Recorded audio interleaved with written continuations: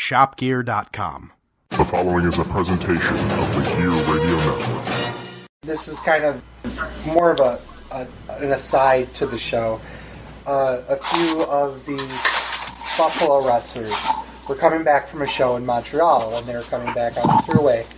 And unfortunately, they hit a slick of black ice on the thruway and had a very, very, very serious car accident, to the point where some of the reports included the fact that the car was nearly cut in half by the guardrail. Two of the guys suffered some minor injuries, but the other two had suffered some significant injuries. The four men in the car were Kevin Bennett, Danny Garcia, Kevin Lockwood, and Puff. All these guys are from Buffalo. They're very, very well-received, well-known wrestlers in the area, and they absolutely deserve your support. These guys are the future of professional wrestling. I would bet you hundreds of dollars that in the next 5 years, all four of these guys will be signed to major contracts. That's how well I think of them as professional wrestlers. Unfortunately, like I said, two of the guys, Kevin Lockwood and Danny Garcia, were significantly injured, including broken bones and even head injuries. Kevin's ear was ripped off, among other things. It was a very terrible accident. There is a GoFundMe for them. If you've got a few bucks, send it to them. They really, really absolutely need your support in this time. The URL will be part of the liner notes of this show. We'll also be pushing that a lot over the next few days on social media. Additionally, there is a Big Cartel page. This is something that not everyone knows about, but the Buffalo Brothers Benefit.BigCartel.com. For $15, you can purchase a Stronger Than All benefit t-shirt where all the money goes right to them as part of the benefit. And as always, if nothing else, just if you can't give them money, I understand. We all understand. You know, money's always tight. At the very least, share the GoFundMe page. Instead of donating money to the stupid-ass, pointless fucking wall, spend your money on something that's actually necessary. Yeah, absolutely. That's actually going to help people. This will absolutely help these guys. There's been so many people that have donated over the last few days. So many people that have put a lot of heart and soul.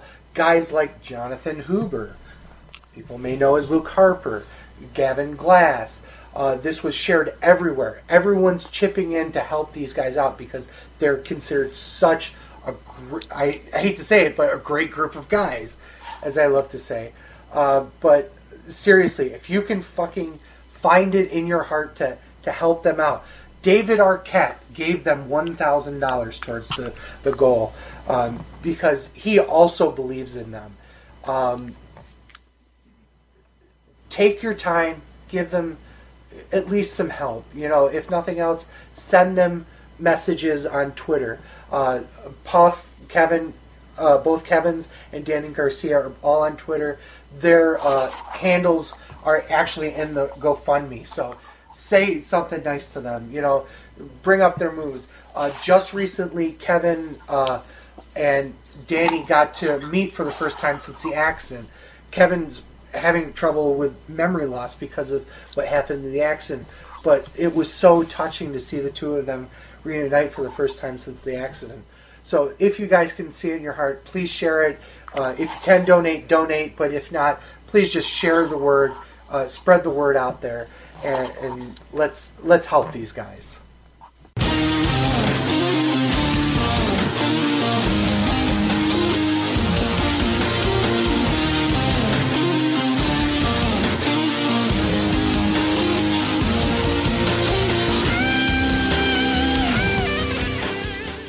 Welcome, everyone. This is Sleazy.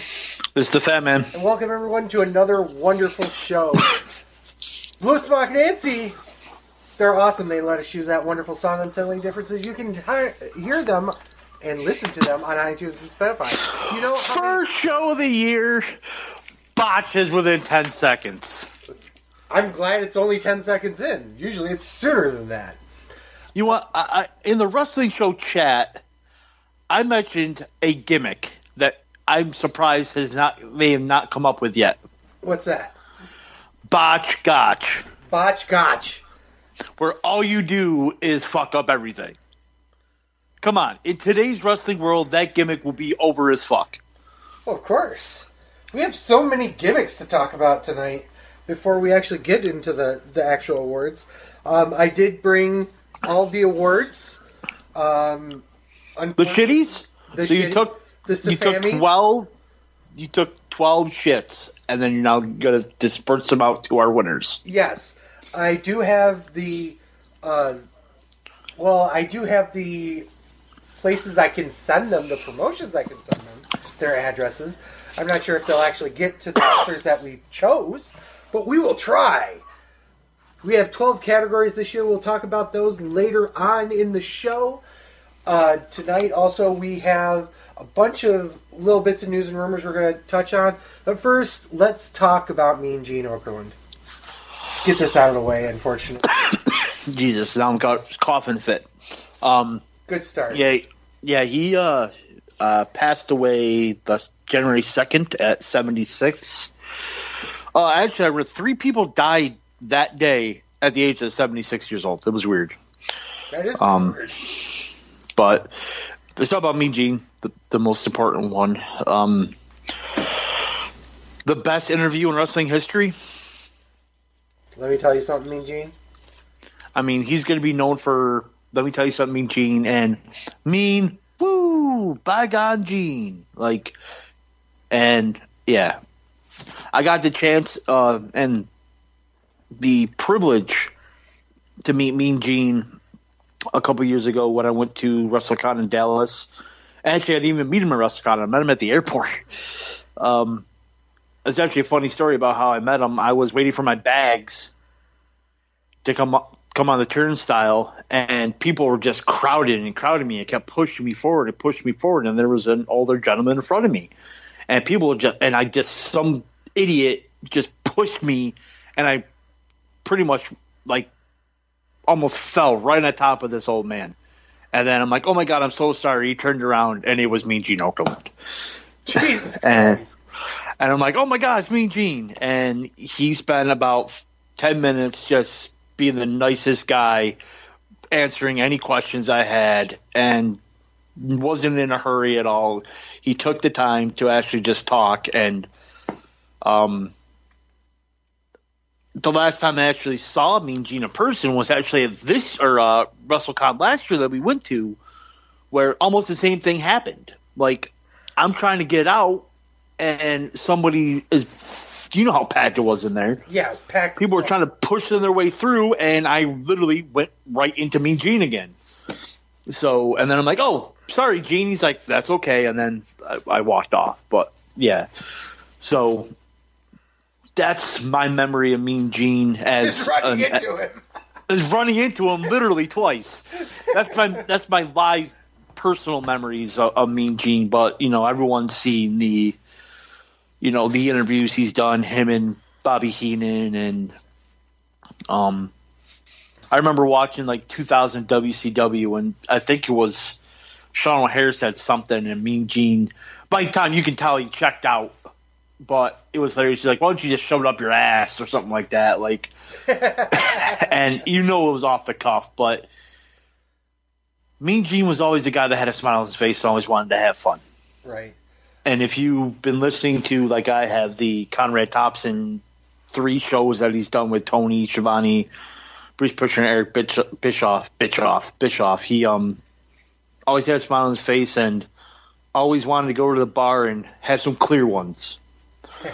So, and I remember Ric Flair telling a story about him to where he said once Gene got that new kidney, he's like, I helped Gene kick that new bean in from the drinking. But he's one of the only guys I think of, or I think no one ever really had a bad thing to say. Everybody liked Gene, and it's just sad to see. We grew up on him.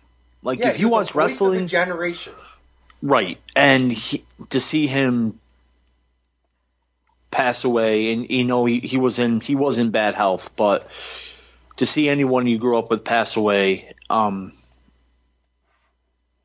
in the industry that we love, that's why we're doing this show today, is partly because we fell in love with that particular era, and Mean Gene was a big part of it. Yeah, absolutely. Absolutely. So many people have said so many great things about him over the last few days. Just to even do justice with what he meant to me is going to be hard, because, like I said before, he was the voice of the generation of wrestling. Everything that happened in wrestling had the back end of Mean Gene Okerlund talking about it in the background, whether it was WWF, WWE, or WCW. I kind of talked about this before, but there was a time during the Attitude Era where I wasn't watching WWF. I was watching WCW. So he was a little bit of a bookend in my life in that part as well.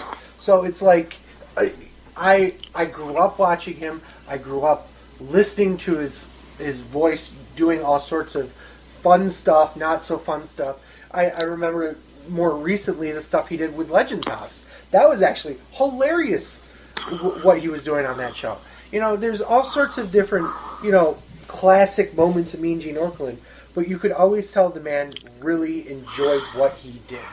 And to say that at 76 years old he didn't have a full life is missing the point, because that man did so much and he loved what he was doing. And I can only hope to have as a full life as he did. So, quick trivia: who was the last person that Mean Gene Okerlund interviewed on air?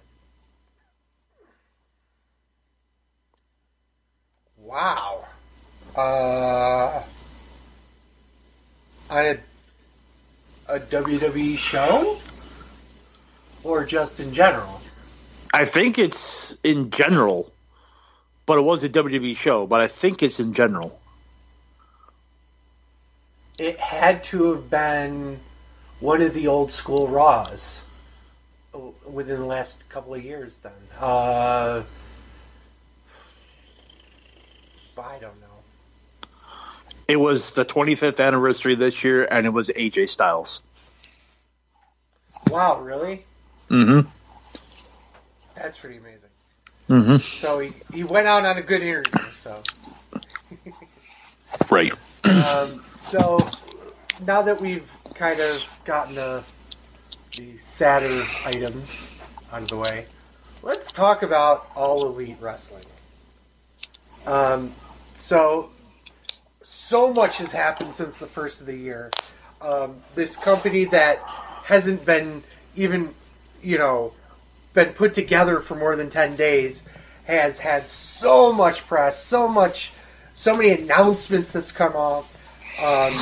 Just the philosophy of starting a new promotion like this is amazing, but to have so much press around it is absolutely obscene. I don't think I've seen so much press around a promotion starting in years, maybe decades. The company hasn't even had its first show yet, and they're the number one selling T-shirt on Pro Wrestling Tees. That doesn't surprise me at all, considering the people behind it are merch machines. I mean, so, but let's talk about the facts of All Elite Wrestling. Okay, they're facts. There are rumors. There's all sorts of shit around this company.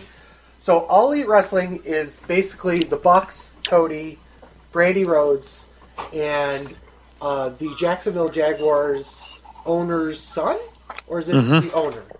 Son. It's the son. Okay, so Brandy Rhodes is the chief brand officer. Brandy officer, get it? But Cody is also an executive. The Bucks are executive vice presidents. There's a lot of cool different things that came out from this. What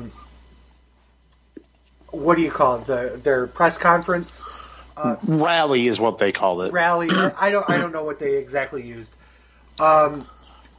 Cool bits and pieces of what did come out. Number one is when Brandy Rhodes came out, she said there would be a women's division in AEW, and this was an amazing thing. I'm so happy to hear this. Men and women would be paid equally in AEW. That is historically never happened. Really, truly never happened.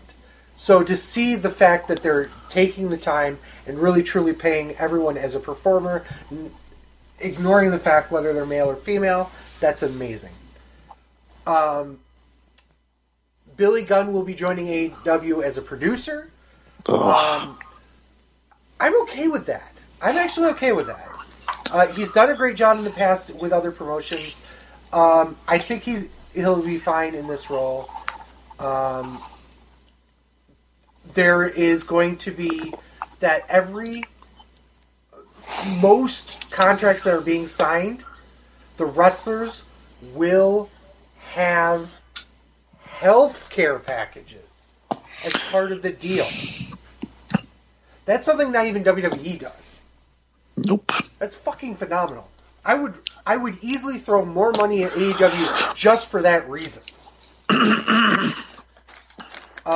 And that's from the AEW president, Tony Khan, who is the kid from the Jacksonville Jaguars. Additionally, they have a bunch of talent signings, including obviously the Bucks, SCU, Britt Baker, who you saw in the original All In, Maxwell Jacob Friedman, who's had his face in my ass, and a couple of big ones. Chris Jericho and fucking Pac has been signed to AEW. That was pretty amazing. What is your thoughts on the roster so far in terms of the signings that have been out there? They're gonna, Jesus, coughing and I can't talk. They're going to try to sign all the indie talent that aren't under contracts already. So I'm not surprised. Okay. And with the health insurance, and I'm an indie talent, and I'm on their radar, where do I sign? Oh yeah, I'd be sitting there begging on my knees. Really? No, you'd be sucking fucking dick. I was merely implying that because a real businessman does not truly show his hand. Damn it. You have the softest hands in the business. Shut the fuck up. Hashtag softest hands in the business. So there are there are two events that were announced. The first event will be All Into Double or Nothing. That's going to be happening May 25th in Las Vegas. I thought it was in July. Nope. It's in May. May 25th is the date. The second one, I believe, is the one in July, and that's supposed to be in Jacksonville. But there was a lot less... There wasn't as much information about that they announced. But that's two events. The rumors have been everywhere. From, they were offered the sale of Impact Wrestling, but AEW declined, to Kenny Omega was their only signing, to stupid shit. Anywhere from, we've already got deals in place for TV, to we're going to be associated with Ring of Honor, to we're buying Ring of Honor, to we're working together with New Japan, which isn't happening. New Japan's planning on sticking with Ring of Honor as of today, with January 9th. There's another talent that you didn't mention. Adam Page. Well, that too. I mean, there's other ones there, but those were the ones. SoCal Uncensored? I said SCU. In fact, that was the first name I said after the podcast. You're an idiot. Shut up. And BJ Whitmer is going to be a producer also. That I didn't hear. That's new. Mm-hmm. Okay, so Kenny Omega, we'll talk about him a little bit later. He's up in the air right now, supposedly. I don't think he's actually up in the air, but that's the claim. Rumors that have been around that have been most, I don't want to say reliable, but something that's like most talked about, I guess, that might actually be coming true, is that there's potentially that they'll be announcing a deal with TNT for a TV deal that would air on TNT on Tuesday evenings live and run for either 90 minutes or 120 minutes. So your kid is 2. What's that? You're like 90 minutes or 120 minutes. I'm like, so 2 hours. Yes. Your kid's fucking 2. Yes. But that's kind of weird because they run NBA on Tuesday evenings, so that may not be true. The other thing is that, according to the rumor mill, as always, a bunch of currently under contract WWE performers, mostly mid-carders, but one main eventer, has reached out to AEW to inquire about employment. How true is that? God only knows. No one really knows about shit like that. One main eventer whose contract expires in January. Whatever that could be.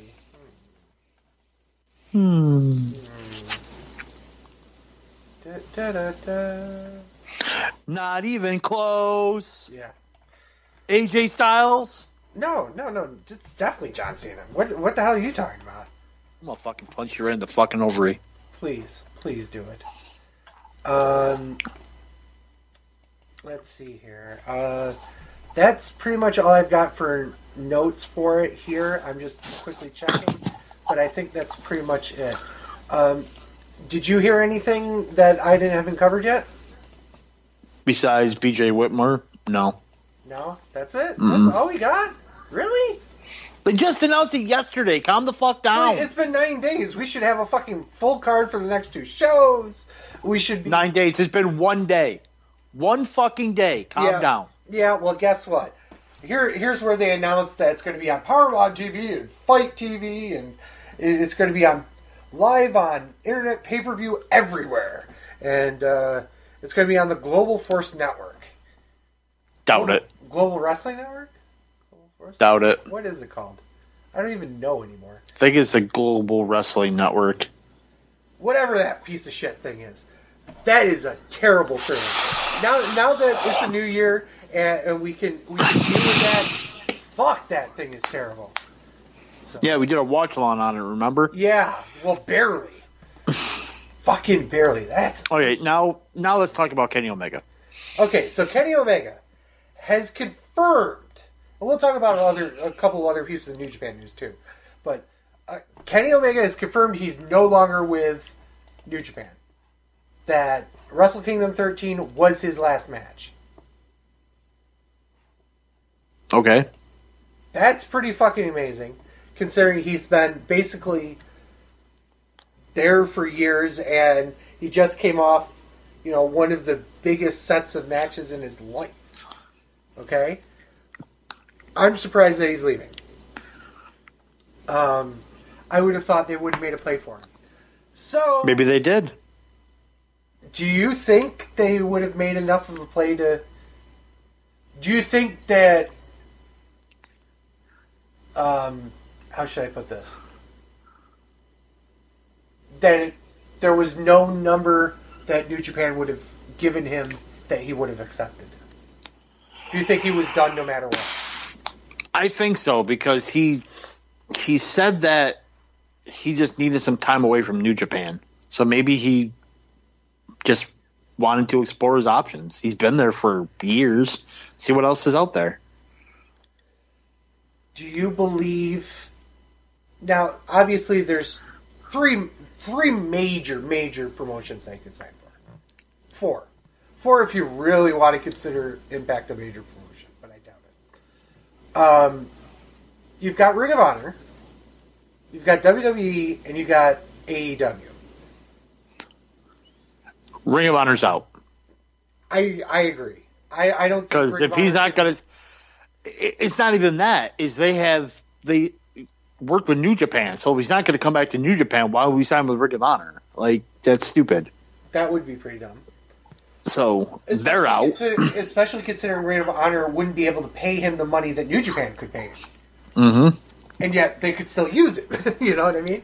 So I that's kind of out. So you've got AEW, which, do you really think? See, here's the other problem. Do you think AEW has enough money to pay him a contract that would be worth it? Are you fucking serious? I'm just throwing it out there. Their owner is a billionaire. And? Yes, they have enough money. That doesn't mean they want to spend it, is my point. Yes, they do. He's come out and said, I have money, I want to spend it. Then they can get Omega then. They're going to get Omega. I'm not even going to talk about WWE. He's not signing with WWE. No way. Why would he go to a company where he's probably going to NXT first, which he shouldn't? No, absolutely not. They would absolutely not put him in NXT. No way. And then guarantee you he'll have a good month run, and then he'll get buried. Or he can go make probably more money and be with his friends. Here's the other thing. There's one matchup that he really wants to do, and it kind of ties into the other rumor. That one main eventer from WWE that's looking for employment. He really wants to have a match with AJ Styles again. Just throwing it out there. You know? If Styles' contract expires in January anyway, at the end of the month, yeah, it doesn't matter. They can just go to That's my point. AEW. That was my other point. Is he said in interviews that the only reason why he would go to WWE is to wrestle AJ Styles. Well, if AJ Styles is jumping ship,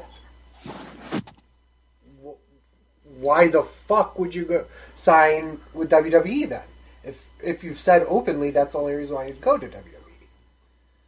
So it's pretty much, I want to say there's like a 98% chance he's signing with AEW. I was going to say, I will be shocked if he signs with WWE. WWE could fling 7 figures at him. Very easily could. So can AEW. Maybe so. But you're still talking about a brand new company. Yeah, a brand new company. Look who's in this company already. Mm-hmm. It's going to be different. It's not going to be. It's not going to be WCW. They already had a following since All In. Okay. So they've had a following before All In. Well, yeah, but they're all together now. Creatively, they could do what they want to do. They have a guy who's willing to pay them money to do it.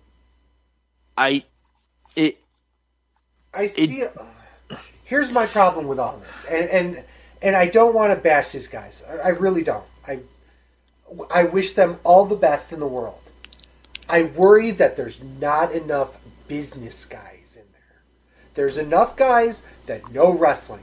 Everybody knows these fuckers know wrestling inside and out, upside down, left and right.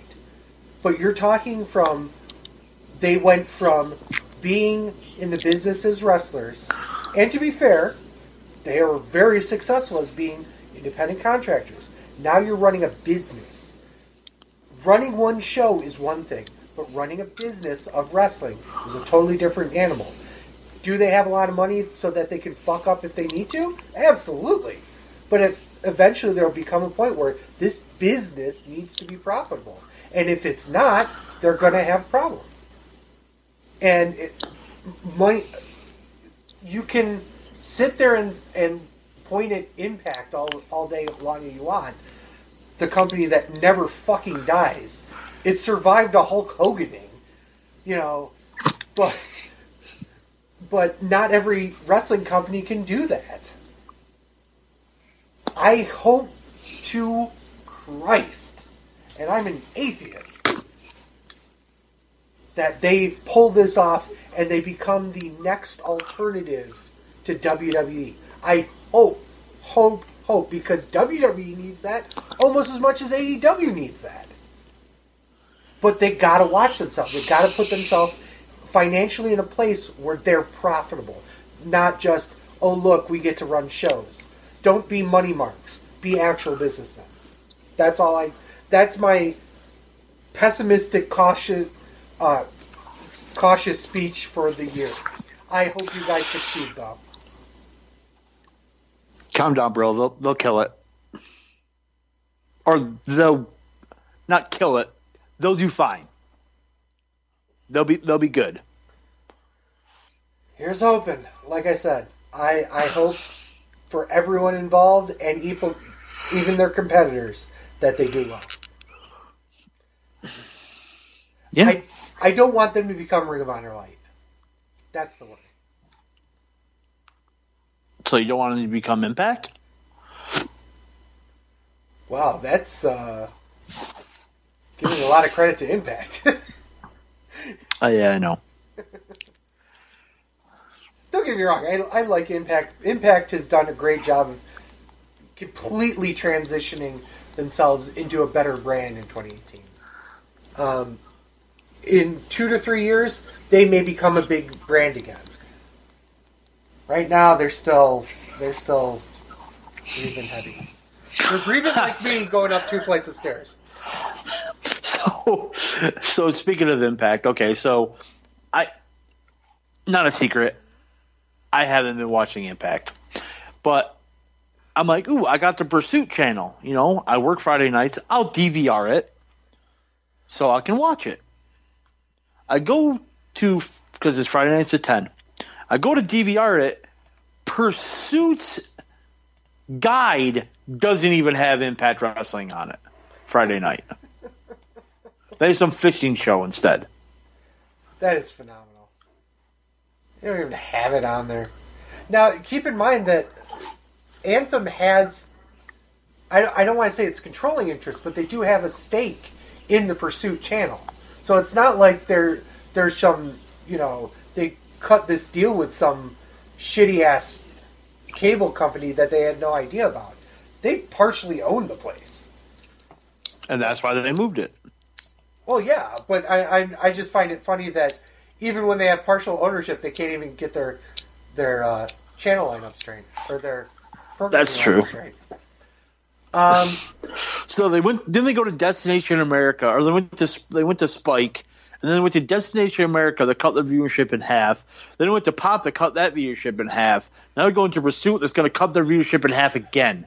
But they announced something else. What's that? Which is actually bigger than Destination America or Spike or any of Twitch. those combined. Yeah, they're going to be on Twitch. Twitch Live. And actually, that's going to be their saving grace. I really believe so. Because they can make a lot more money on advertisements through Twitch. They can make money off the subscriptions on Twitch. They can make money off of the partnership with Twitch in of itself.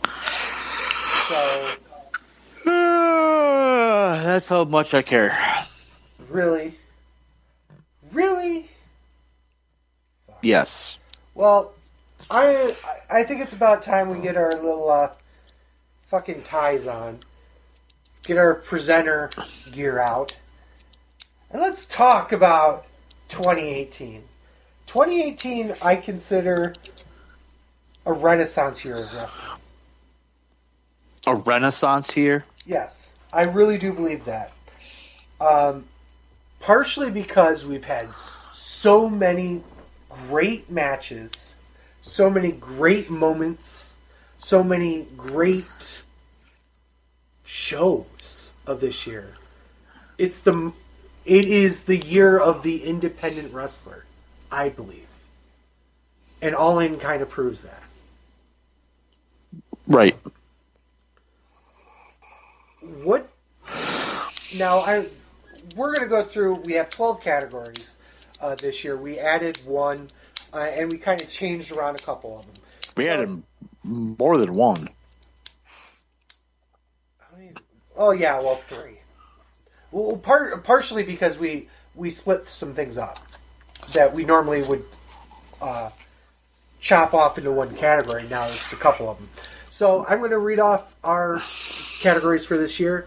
Match of the Year for men, Male Wrestler of the Year, Female Wrestler of the Year, Female Match of the Year, Promotion of the Year, Most Underrated Male Wrestler of the Year, Most Underrated Female Wrestler of the Year, Most Overrated Male Wrestler of the Year, Most Overrated Female Wrestler of the Year, Tag Team of the Year, Best Feud of the Year, and Pay-Per-View or / Special Event of the Year. It's 12 categories. We have everyone's picks, I believe. I have Brandon's. Travis is supposed to send his. He's known about it for a month. Still hasn't sent his. Ryan's supposed to be joining us. He's nowhere to be fucking found. And Chip was not even barely on our shows this year, but he says that it's not fair for him to try to bullshit through these awards. So, but he will be joining us later in the month. Yeah, we'll talk about that later.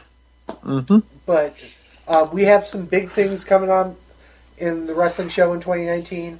We'll talk a little bit more about that after our awards. Are we just gonna fucking get into it, or just fucking get into it? They don't. Whenever Ryan comes on, he can say his, and if Travis sends it, I'll just blurt it out. Okay. But I do have Brandon's, so okay. So let's start with Tag Team of the Year. This was given to a tag team in any promotion that has televised matches, whether on iPay-per-view or TV. Oh, we should also talk about this.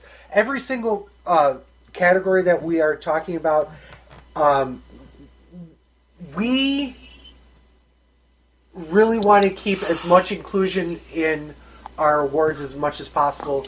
So places like that have tiny indie shows, there's so many indie promotions out there. We really try not to pick a match or pick something that we really can't be seen by some major viewing of audiences. Things like that have changed.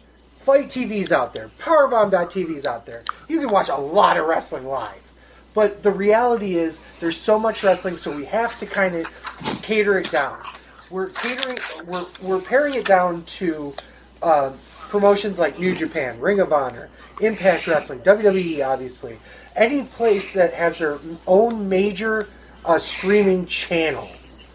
So that for less than $10 a month, you could watch any of our potential candidates. That should give you an idea of what we're going for here. So let's get into a Tag Team of the Year, Fat Man.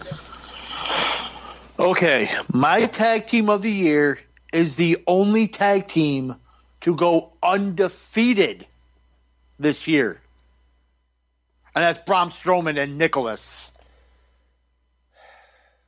No, the real tag. I had to fucking do that. It's Dragon Shock. It is. It truly is.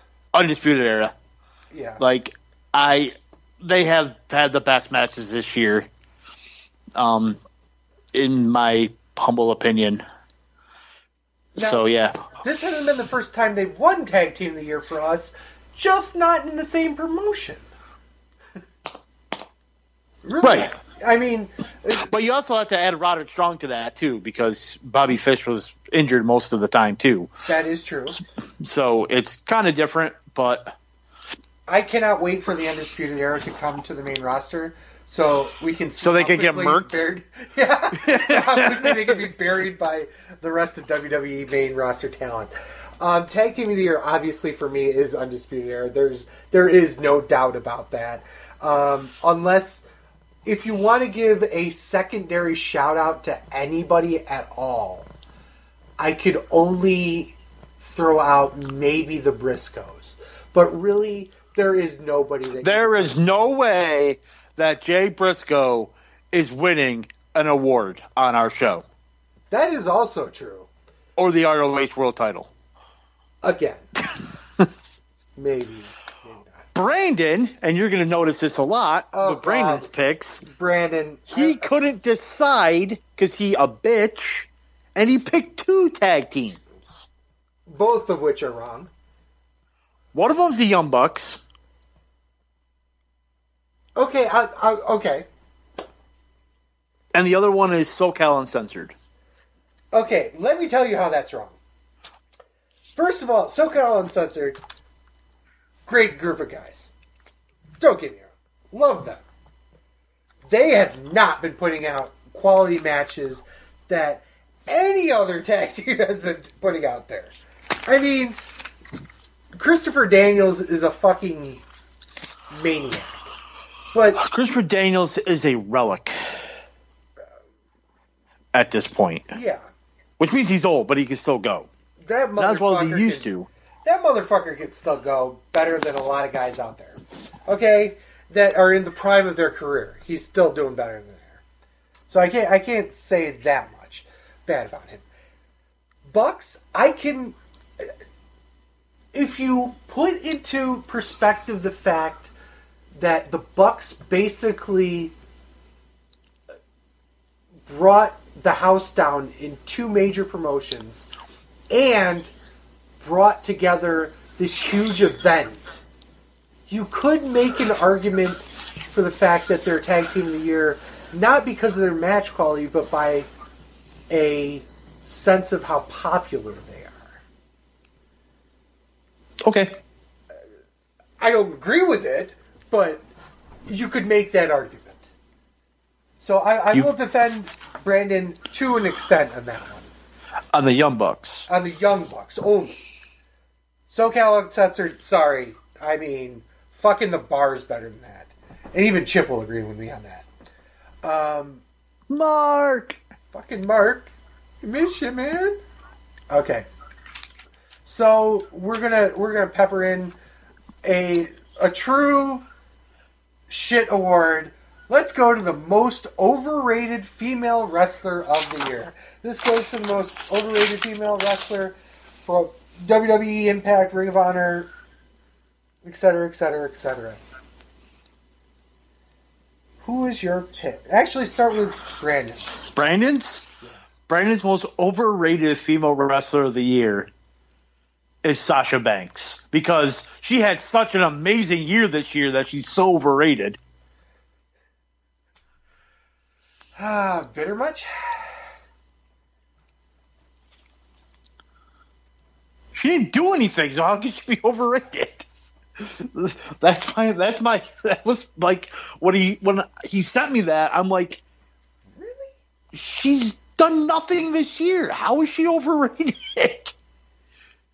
It makes no sense. Wow. I don't know what to say to that. What's yours? Mine's an obvious one. Do we agree for the second time in a row? Ready? It is the Tokyo Bunny. Huh? No. Huh? No? So your most overrated is Asuka. Got it. No. The Tokyo Pimp's Bunny. No. From New Japan? No. She's totally overrated. Okay, it's Nia Jax. Obviously it's Nia Jax. There is... Wow. The woman is been pushed to the moon and back, and she does not deserve what she's getting. At least Tamina Snuka, and which is probably your pick, was Tamina Snuka, right? Nope. Really? It wasn't? Nope. Okay, well, I can make an argument for Tamina Snuka, but I think Nia Jax was... There is nobody on the roster in WWE that was pushed harder than Nia Jax and has fallen so flat. I'll just leave it at that. Okay. My most overrated female wrestler of the year, Ronda Rousey. Really? Mm-hmm. She doesn't deserve to be the Raw Women's Champion. She's barely been in there for a year. Yeah, she's a draw, but she needs to be in there with the right people, and it's obvious. And the best match she had was with Charlotte, and it's Charlotte. So, another match, and then she was in a good actually a really good tag team match at WrestleMania, but it was with Kurt Angle and Triple H. So, I mean, tell me a bad match she's had.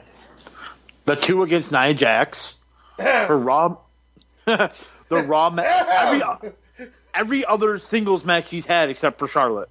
No, I wouldn't agree with that. I wouldn't agree with that at all.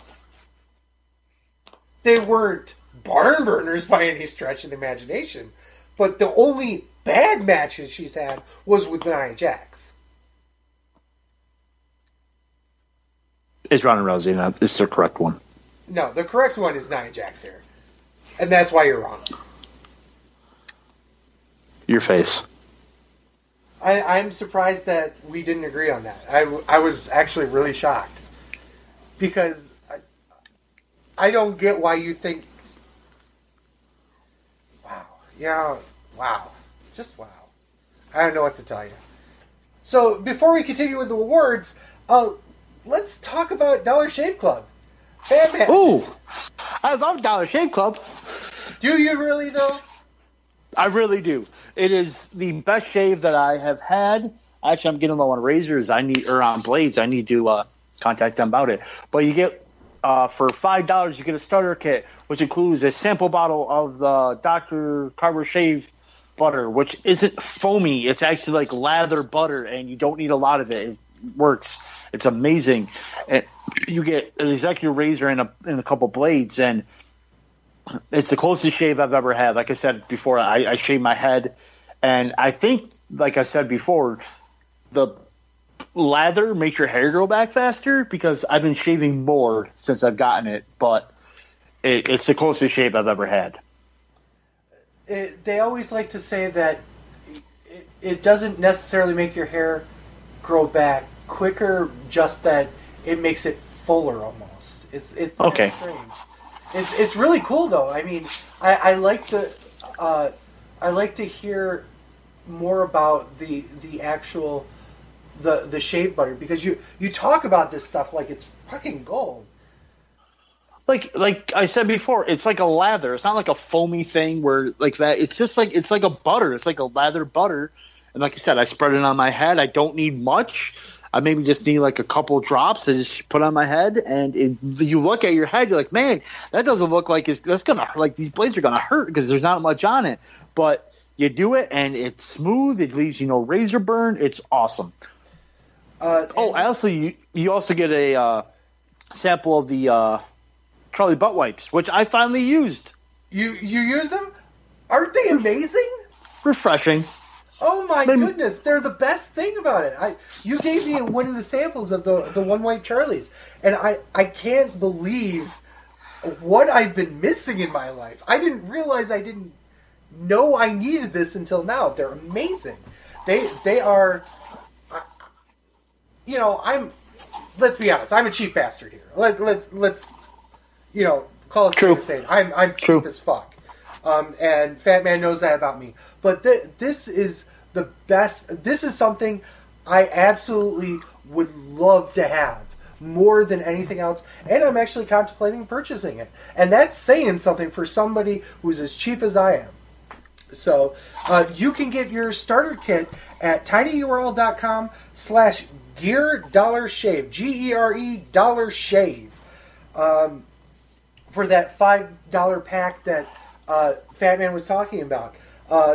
It's really, they're a great company that sponsors the Gear Network, and you help us by going through and trying these products. It's a great way to support us, and also you get to try this great product that we really This is an added promo, but Fat Man's not fucking with you when he says this is legitimately something he uses.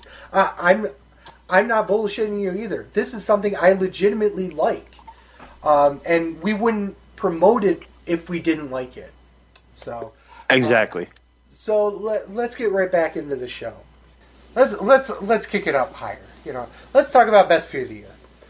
Best feud of the year has to be a multi-match feud between two wrestlers. It doesn't have to be male versus male. It can be male versus female. It could be female versus female. It could be man versus himself. It could be man versus Mop, as Perry Saturn once famously went against.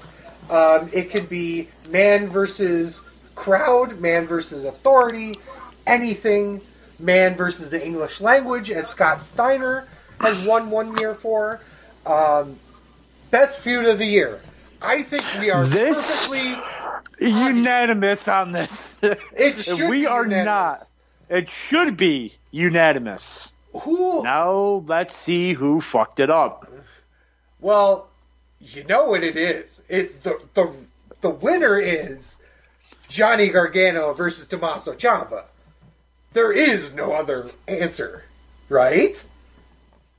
Mine is Johnny Gargano versus Tommaso Ciampa.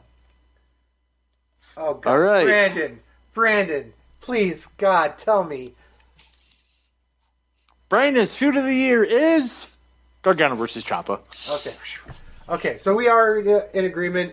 I dare bet that everyone else on the wrestling show staff will also agree with us on that. And if you're not, you're wrong. In fact, the person down the road from us that doesn't know anything about wrestling, who is about 65 years old, has watched maybe 2 hours of TV in her entire lifetime, and doesn't know what the words WWE mean, knows that Johnny Gargano versus Tommaso Ciampa was the feud of the year for 2018 in all of professional wrestling. Mm-hmm. Most overrated male wrestler of the year. This goes to male wrestler who is considered the most overrated from WWE, Ring of Honor, New Japan, TNA, or / Impact, or whatever. Okay. I know we're not going to agree on this. Probably not. Let's start with Brandon.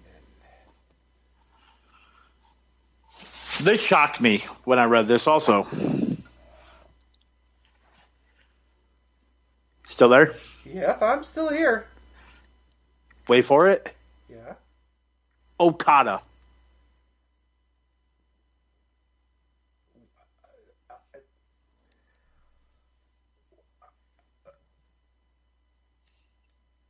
I mean, wow.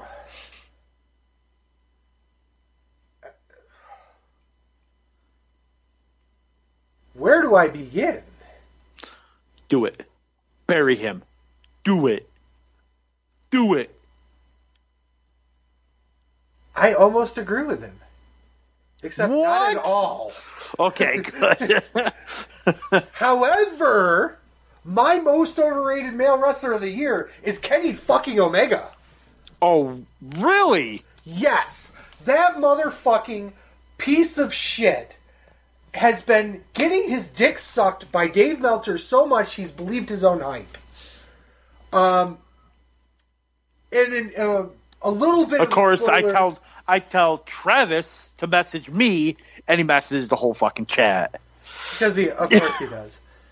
I'm gonna write him down though, so don't worry about it. We'll talk about those in a moment.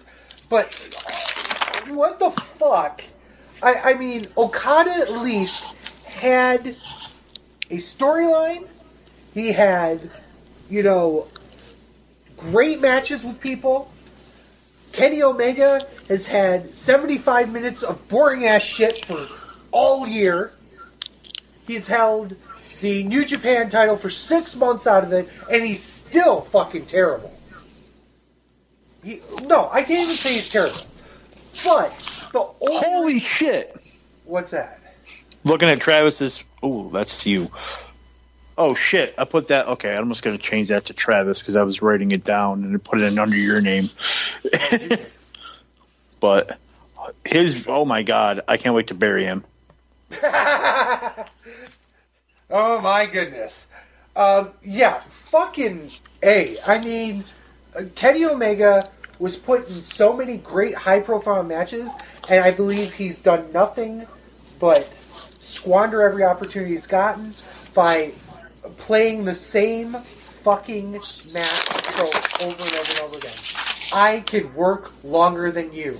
I don't give a fuck that you can go 65 minutes with fucking Okada when 45 minutes are me watching you hit the same fucking knees over and over and over again and not selling shit. And fuck you and all the bullshit. Fucking Chris Jericho comes in and tries to fucking make your career better. Can't even do that. You have been paid way too much money for what you do. I'm sorry. And I know I'm going to get so much shit for this. I don't give a fuck. I think... Wow.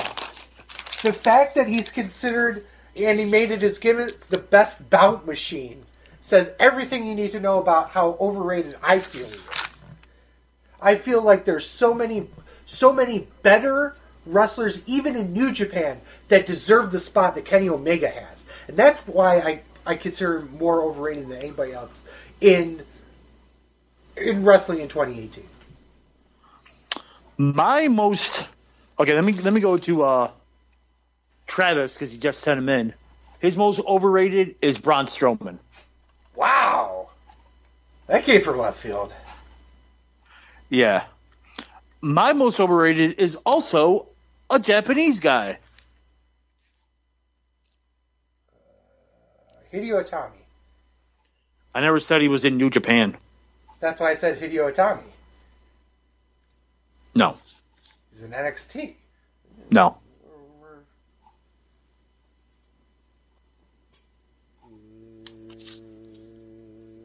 Nakamura. Yes. Yeah. To be fair, he's been booked like shit.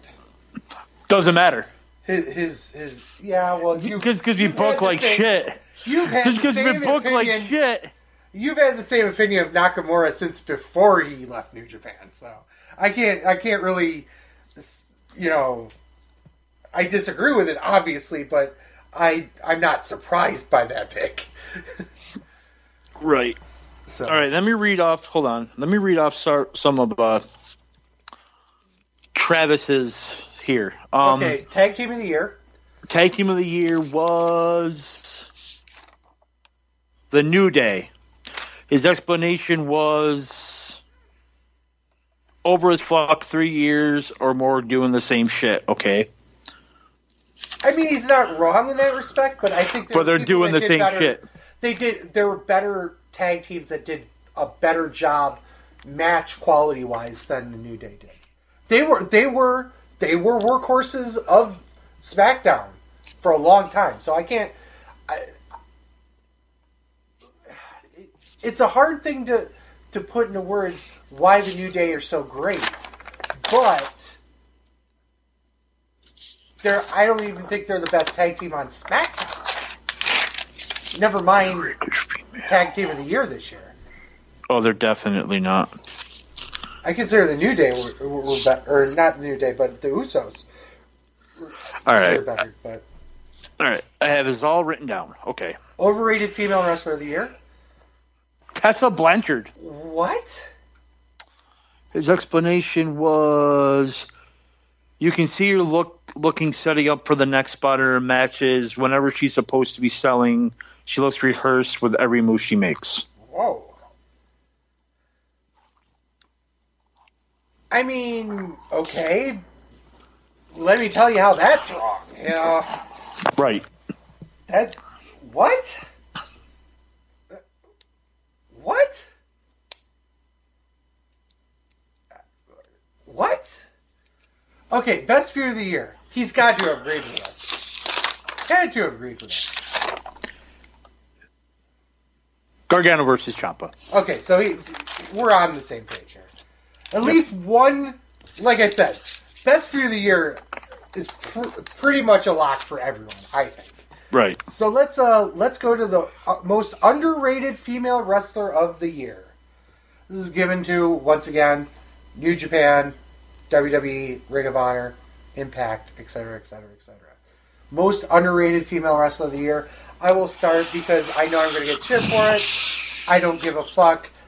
Asuka, what the fuck are you guys doing? Ever since, literally from the day after WrestleMania till 2 weeks before the end of the year, she had been barely a comedy tag team act.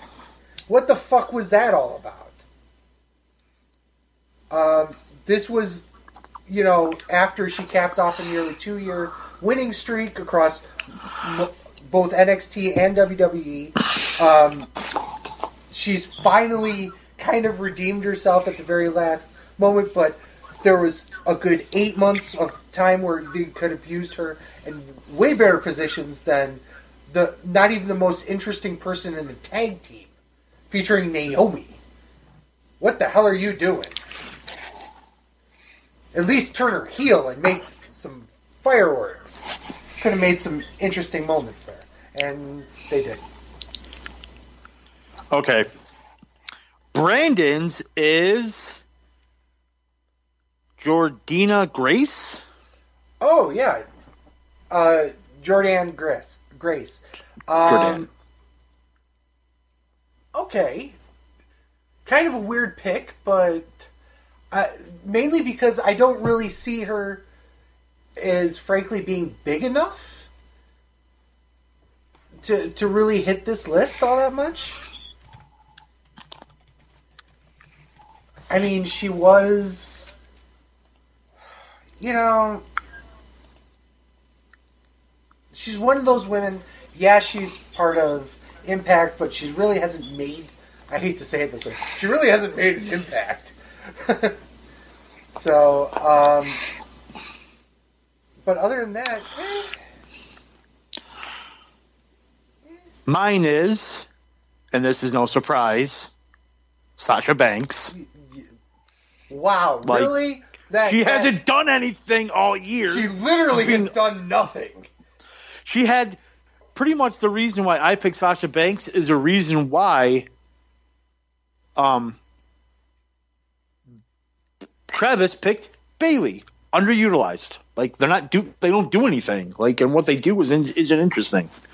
They're too talented not to have a major role on the show. I think all three of our picks here spotlight one of the main problems with WWE main roster booking is that they get infatuated with certain people and they only write stories for them, and then everybody else gets shoveled into a box where they become the also runs of a main story. Travis Cannon. Travis! Welcome to the Hey! show. Thank you. Don't worry, we just finished ripping you a new asshole. Oh, he's gonna rip me and he's gonna rip me a new asshole. For sure. Well, as long as I'm not the only one that's going to be in pain for a ripped asshole, I'm down with that. Oh, everyone's getting their asshole ripped. Batman Yeah. and I are already torn into each other once, so. Okay, so we've done 1, 2, 3, 4, 5. If I can find it. Yeah, we've done 5 awards so far. Let me tell you what we've done. Tag Team of the Year. Me and Sleazy said Undisputed Era. Brandon, who's a mark, had 2 of them. The Young Bucks and SoCal Uncensored, and then you had New Day. Feud of the Year has been unanimously Gargano Ciampa. Okay. Overrated Wrestler of the Year, I had Nakamura. Sleazy had Omega. Brandon had Okada, and then you had Strowman. Underrated female of the year. I had Sasha Banks for the same reason you had Bailey. That makes sense. Sleazy has Asuka, and who did Brendan have? Jordan Grace. Now, this is where you're going to get me the most shit after I saw your picks. Overrated female of the year. Sleazy had Nia Jax. Brendan had Sasha Banks. You had Tessa Blanchard. I had Ronda Rousey. And Sleazy gave me shit, trust me. I'm already giving her shit over it. He gave me so much shit over it. Yeah. So, I mean,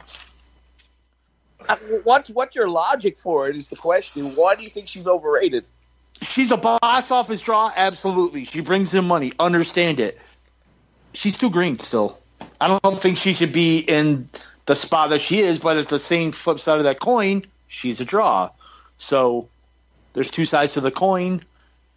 She should be in the spot she's in because she is a draw. I get it, but you know me long enough to know match quality over box office. Sure, that's fair. But you don't think she's also had some underrated matches as well? I think her match at WrestleMania was really good. Outmatch with Nikki Bella out of everybody. That could have been the person that she would actually. You know what? I completely forgot about that match. That was actually a good match. The worst possible opportunity for her to have the worst match on the planet, and she knocked it out of the park with probably the worst wrestler. She did. She actually had a good match. I'll agree with that. And she had to follow Becky and Charlotte. Yep. I'm sticking with it because I made my pick. I'm not going to change it, but you're making better points as you go along. So, see, this is why I want people besides Sleazy on the show, because I can just dominate Sleazy. He doesn't give me the logical points on these because he agrees with me on all this shit. Well, yeah, usually I do. Except we haven't agreed all that much on this show so far. So. No, we haven't. All right, let's get into it. Sleazy. Okay, next is pay-per-view or special event of the year. This goes to a WWE WWE Impact, New Japan, or Ring of Honor show that was streamed or available on pay-per-view only. Mine was TakeOver Brooklyn. I consider the card Up and Down to be the best show, not of just the NXT, but an entire year. There were so many great matches on there. There wasn't a bad match on there. Most takeovers were like that, but even this particular takeover, just everything just clicked for me. The entire card for Pete Dunne versus Zach Gibson, all the way up to Kairi Sane versus Shayna Baszler, to obviously the last man standing match was amazing. Ricochet versus Adam Cole was amazing. Velveteen Dream versus EC3 was amazing.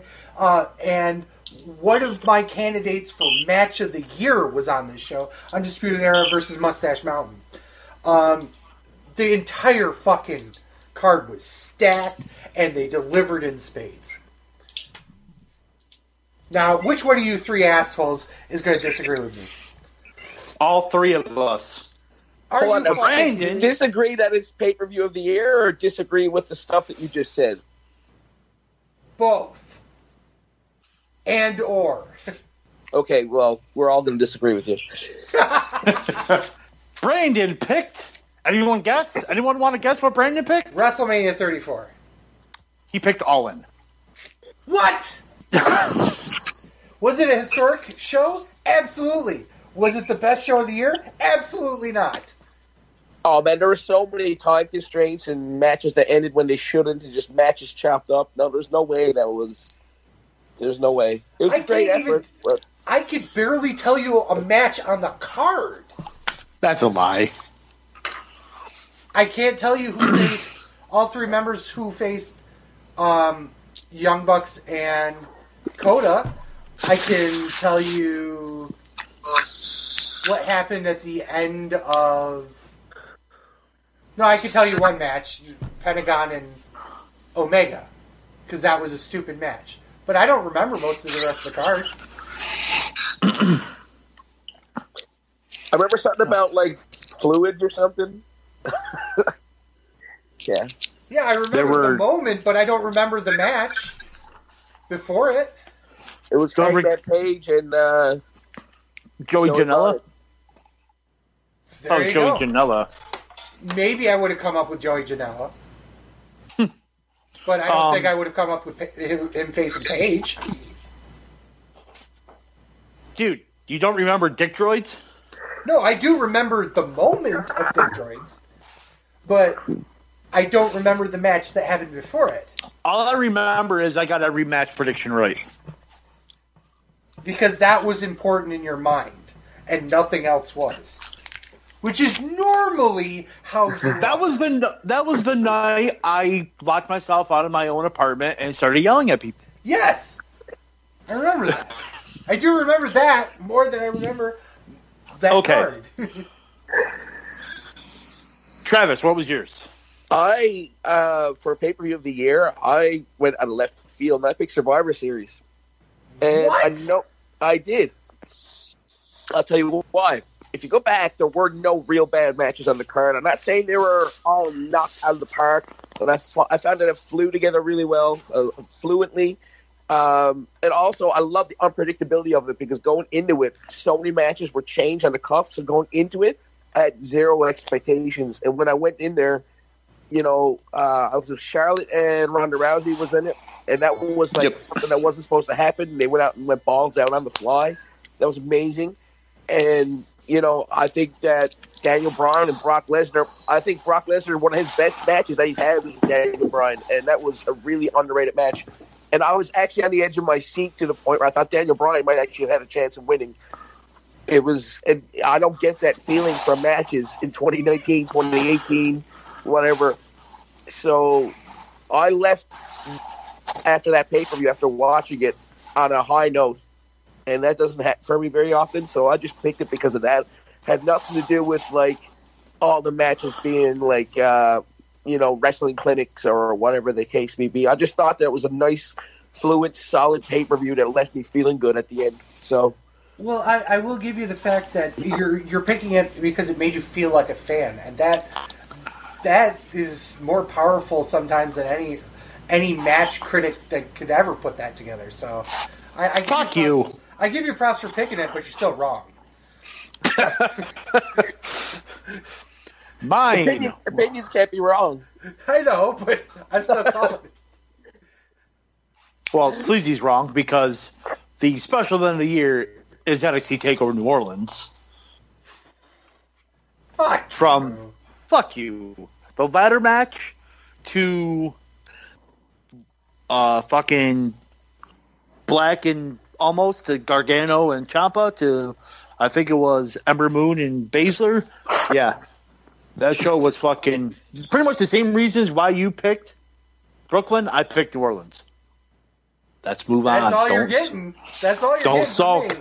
I am Don't sulk. Just move on. It's still untrue. Female match of the year. This was given out to a female versus female match that happened in WWE, Impact, Ring of Honor, New Japan, etc., etc., etc.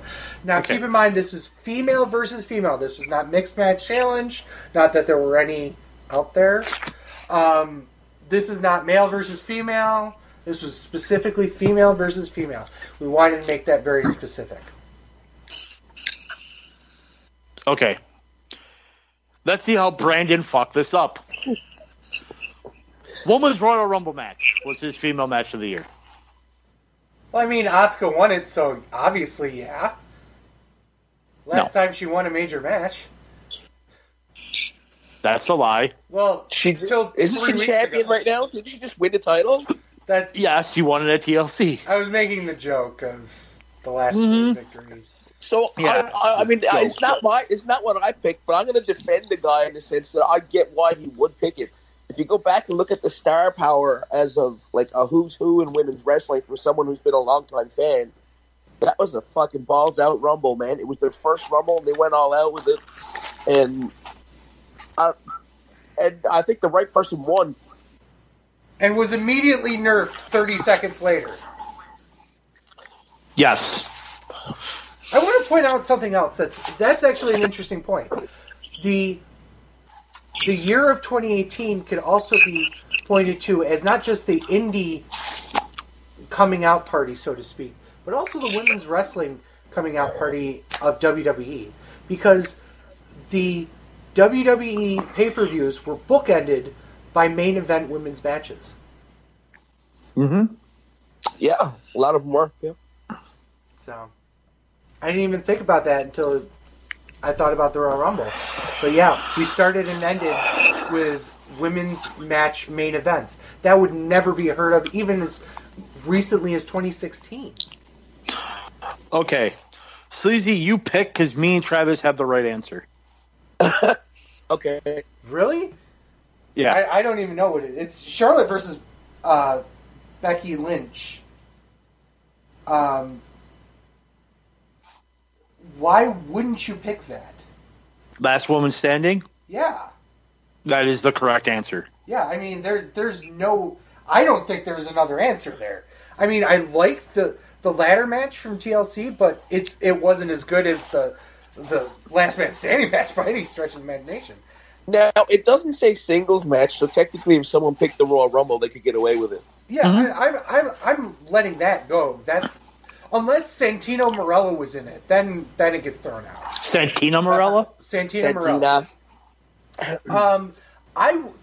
I almost picked the first. No, I couldn't even pick that one. The Kairi Sane's Shayna Baszler match was great, but none of the major contenders on NXT were anywhere near the main roster this year. And that wasn't normally the case. So good for WWE's main roster talent to show up the NXT talent. So.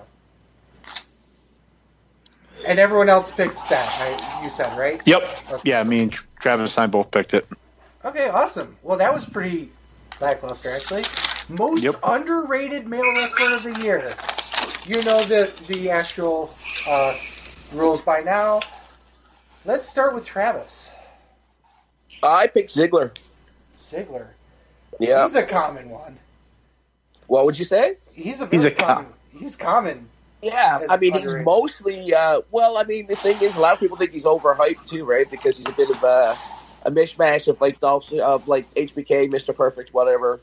But, it just seems to me that they've aligned him with people that they're trying to make, so to speak, or establish better, like Strowman,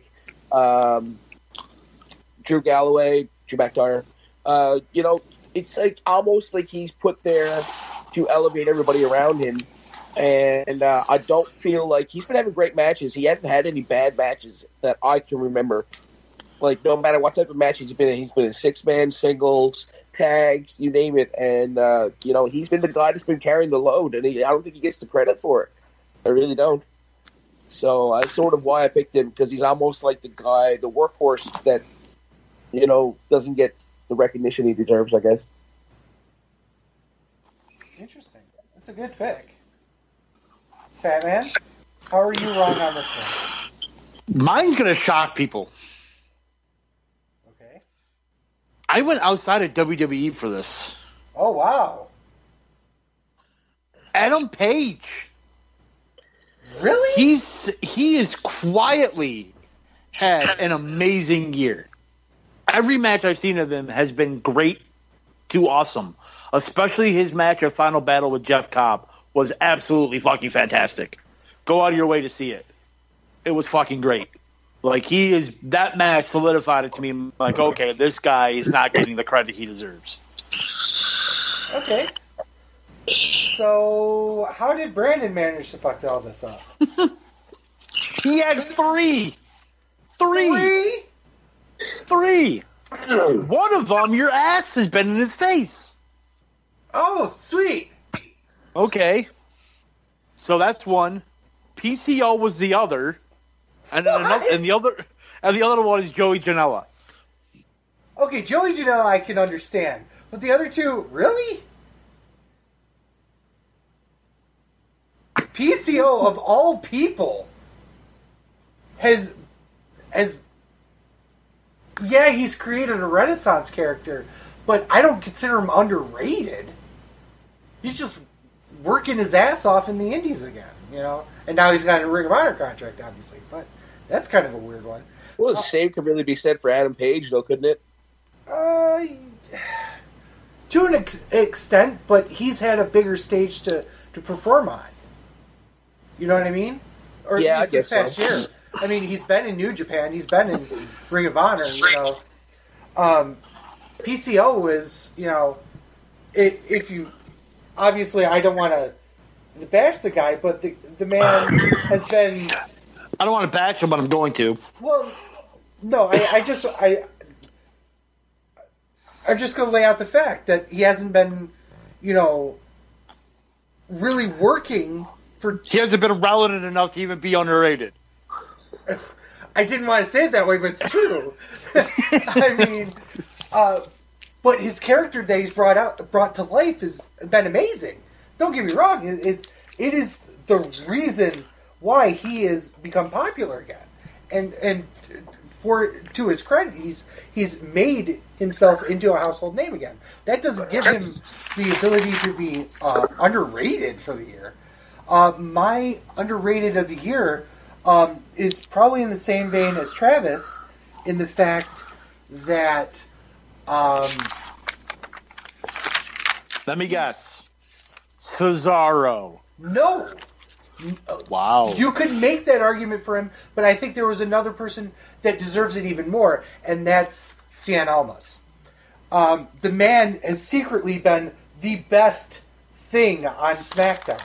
And I'm saying that with the same people on that roster as Daniel Bryan and fucking AJ Styles.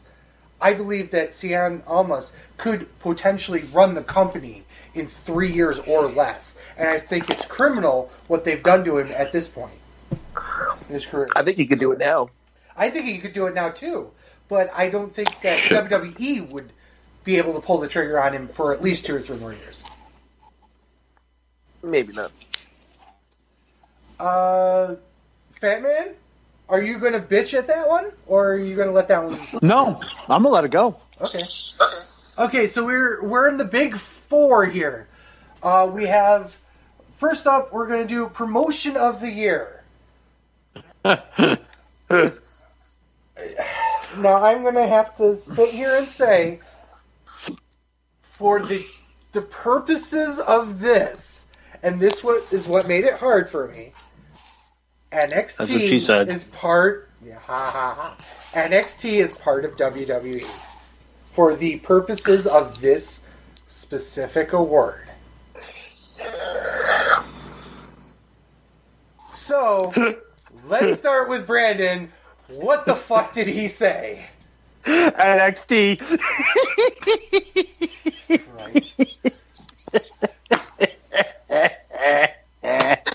NXT. This seems like a common theme with him. So what he really means is WWE. It's WWE. That's why I started laughing.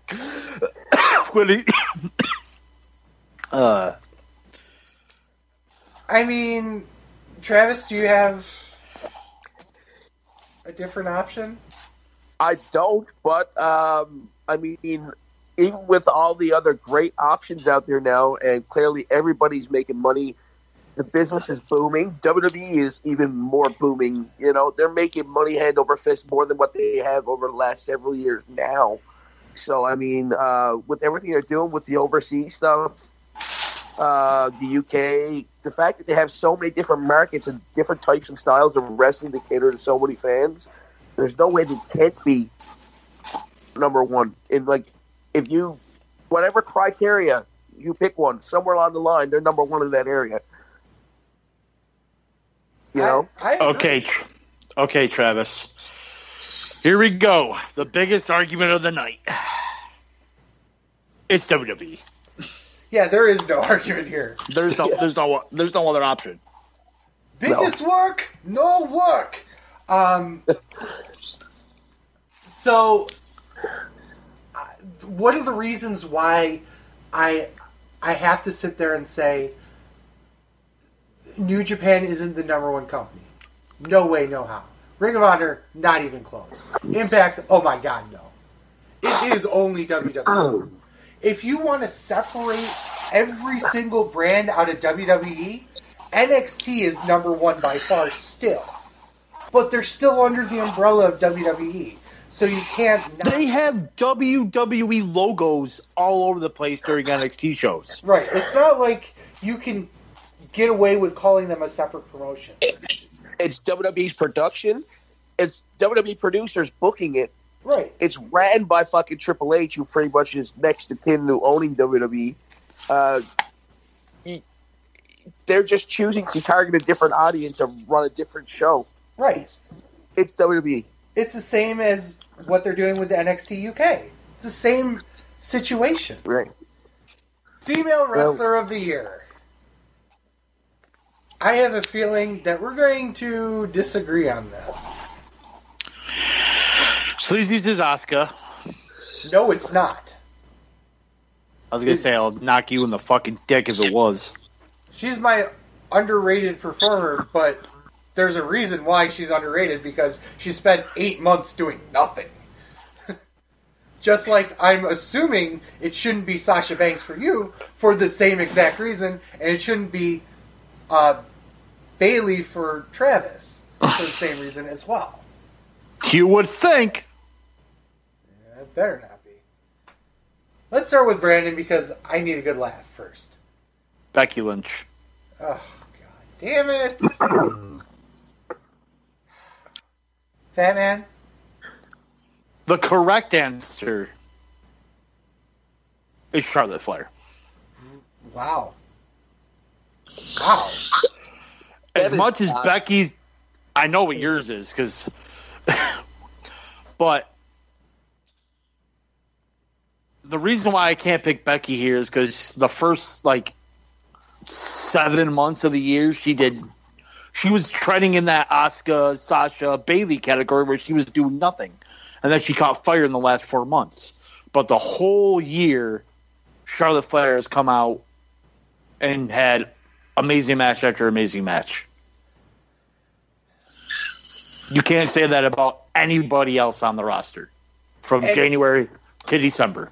And that was literally the only reason why I couldn't pick Becky Lynch. So I think all of us wanted to pick Becky Lynch. Yeah.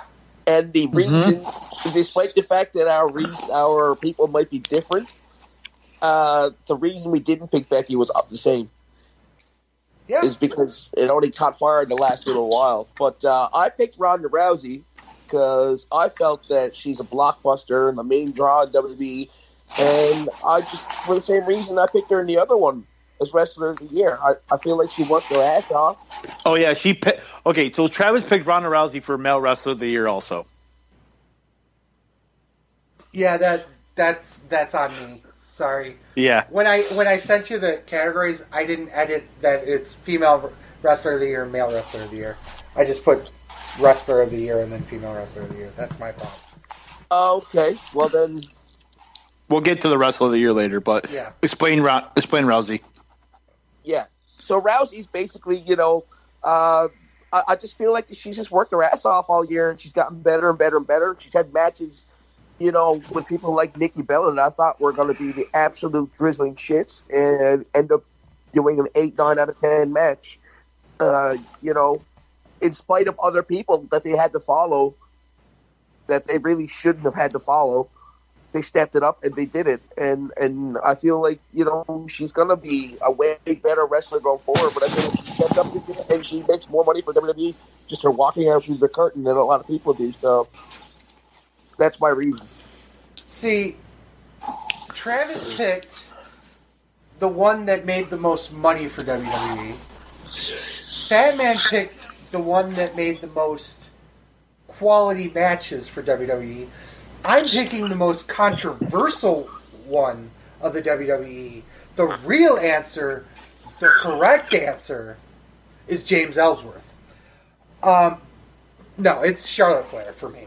I really believe that. Not even a response from anybody because we know you were. Because we know that you were fucking being stupid. Of course, I had to put something over. I so badly wanted to say Becky Lynch. I really did. I think we all did, and I think if, to be honest with you, if all of us were sitting down and talking, like everybody who has been in on this, even though we've all been inconsistent. I think if we sat down and hashed it out, we probably all of our hearts would be with Becky Lynch in that regard. But just the timing nature of it, you know what I mean? So, and that's all it is. The business is all about timing, and right now she just caught on too late. If she had started earlier in the year, we could have easily said her. If she started even in May, I think we would be having a different conversation here.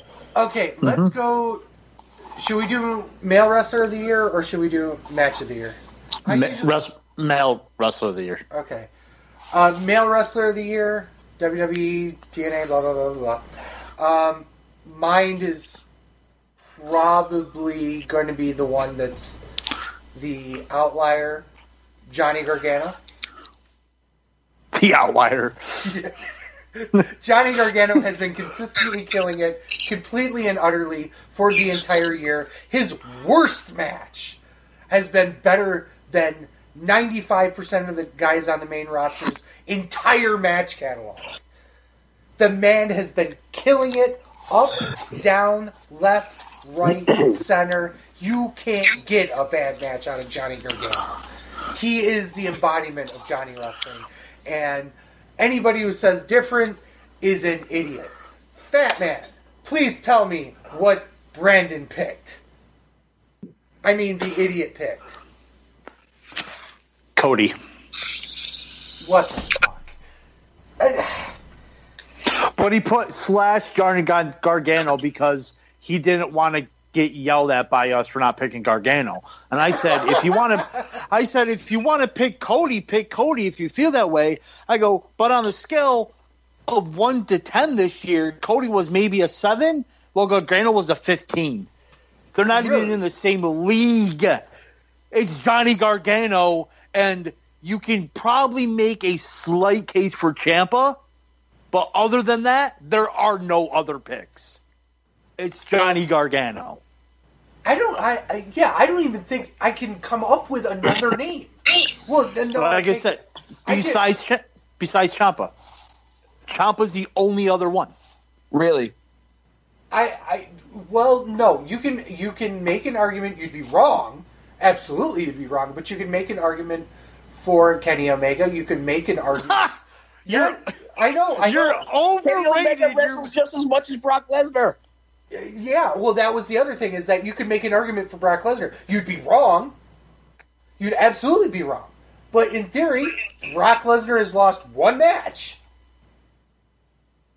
You know what I mean? That's the thing, is that I have, in terms of match quality, there is nobody better than Johnny Gargano this year. I don't know. Who is it? AJ Styles. No way. You can't even make it. You can't even make comparison. No. Yes. No. I'm sorry. You know what? His feud with Nakamura, I win. Out good match after good match after good match on the main roster. No, those matches were not. No, not even close. Nakamura's matches with AJ Styles were some of the most disappointing and shitty matches that could have ever been put out there. And that is saying, I agree, it didn't live up to the hype. Well, my point is that Johnny Gargano's worst match in NXT is still better than every single AJ Styles match on the main roster. Without even thinking about it. I'll disagree with that. That's what makes him the best wrestler in the year. It probably goes Gargano, Ciampa. A lot of dots. That's it. A lot of dots, and then AJ Styles. Actually, it's Gargano, a lot of dots, Ciampa, a lot of dots, and list. Yeah, I think you guys are pretty biased, and I think biased because AJ Styles is a great wrestler.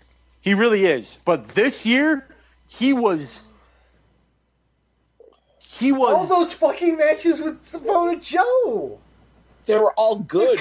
They were good. Samoa They Joe. were good. Okay, so they were good. I'm not doubting that. He was consistently good. Johnny Gargano was consistently excellent. There's no argument there at all. That is the absolute difference right there. You put AJ Styles down in NXT with less constraints on him when it comes to time and the stuff that he's being told to do and what not to do, and he will fucking wipe the floor with most of the people on that roster. I've said this many times before. It's all about timing. Maybe he's in the right place at the right time. Great. But he's still knocking these shits out of the park. You can't give... and by the way, predicting I'm going to overhype this match, like sleazy overhyped Styles Nakamura for WrestleMania. I'm predicting Gargano Ricochet a TakeOver match of the year right now. I'm pretty sure. Right now. Yeah. I think I will be coming that night. And I'm actually going to be able to watch it live, so it may be coming with you. Wait. But anyway, the correct answer is Johnny Gargano. No. So you're picking Styles then? Yes. You're picking Styles. God, you're so wrong. I'm picking Styles off the cuff because I didn't have one because I had Ronda Rousey for 2. But if I were to go, I would probably have still picked Styles. I would probably just have more to say about it because I would have thought about it more. Do you think there's a male wrestler, to put it in the same thought process as Ronda Rousey, do you think there's a male wrestler that has made more money for WWE than AJ Styles this year, the 2018? I can even say that's probably no one's probably made more money. I don't think a male wrestler in WWE this year in 2018 is probably maybe Roman Reigns. But, I mean, I would say that he'd probably be the only one. So, Fat Man. Yes? Let's talk about Amazon. I love Amazon. Do you like Amazon? Like Amazon as in like the Amazon jungle or the Amazonian woman Wonder Woman? Ooh. No, I'm talking about Amazon.com. I do all my shopping through Amazon. But I don't actually use Amazon.com. I use our affiliate link, shopgear.com, shopgere.com. I just bought, listen to this, over the next 4 days, I will be getting Amazon shipments every single day. And I use our affiliate link to get all sorts of different things. I bought new poker cards for our upcoming Rumble show. I bought a bunch of different things, including, wink, wink, nudge, nudge, some audio equipment. My fiance Michelle bought a bunch of makeup through Amazon, and she used also the affiliate link, shopgear.com. It's the same price as if you went on to Amazon.com. The only difference is they give money back to the Gear Network. And the reason why we ask you to do that is it helps support our network. They kick us back some money, you get the same Amazon merch, everyone leaves happy. Same merch, same price. You literally don't spend a penny less or a penny more. You just pretty much go to shopgear.com and it leads you right to the Amazon link and then just buy your stuff. It's the same as like you're shopping on Amazon. There is literally no difference, and you're helping us out. And you shop at Amazon, you go through the affiliate link, you support us, you get the same swag. It's amazing. It's a win-win for everyone. Please, shopgear.com, shopgere.com.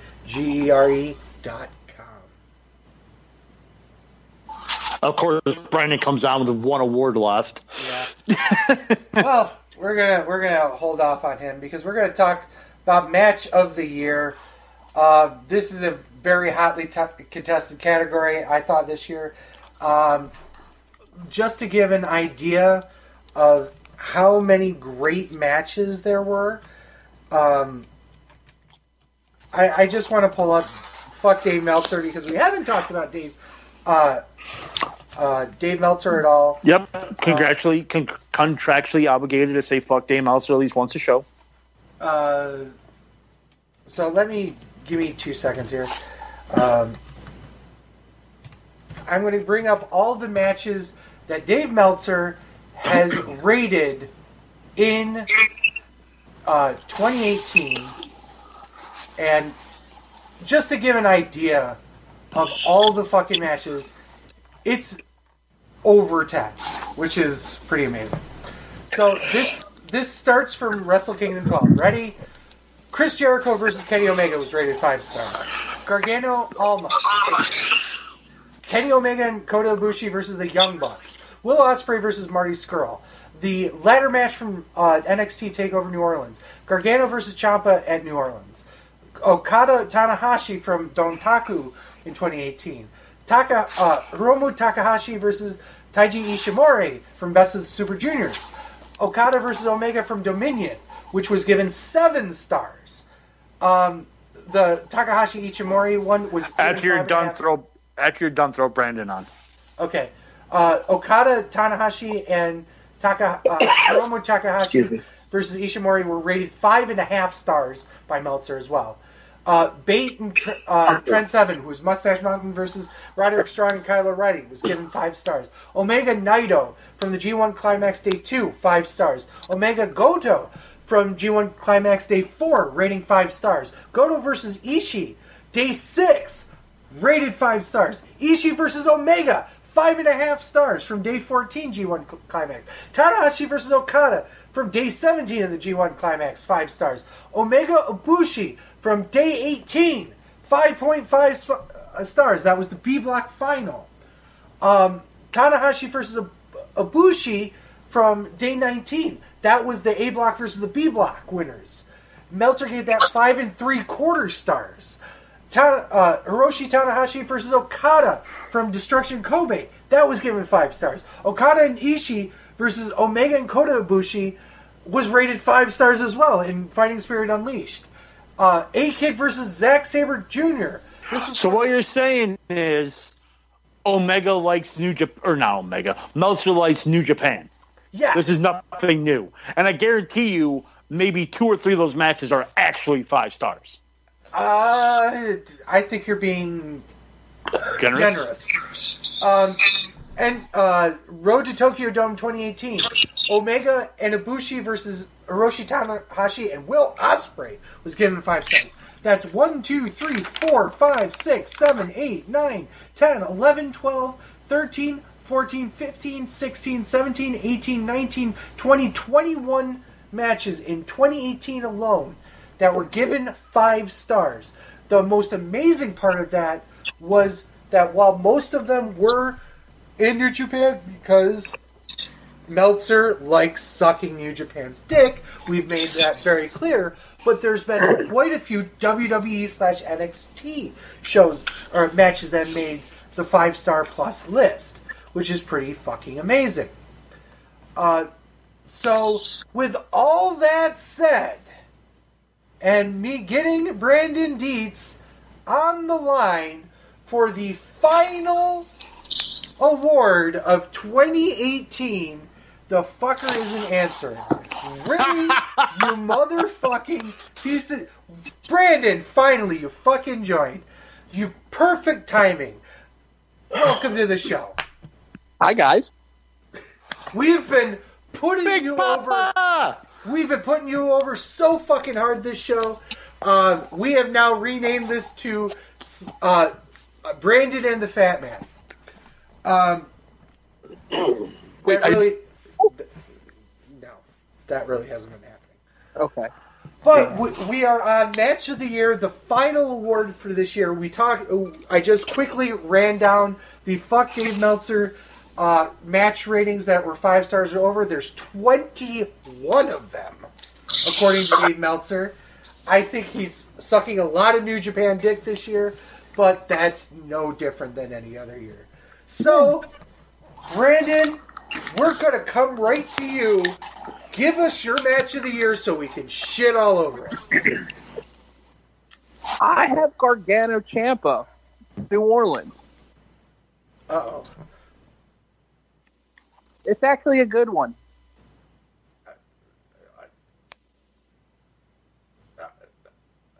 Slizzy, stop choking on dick and spit it out.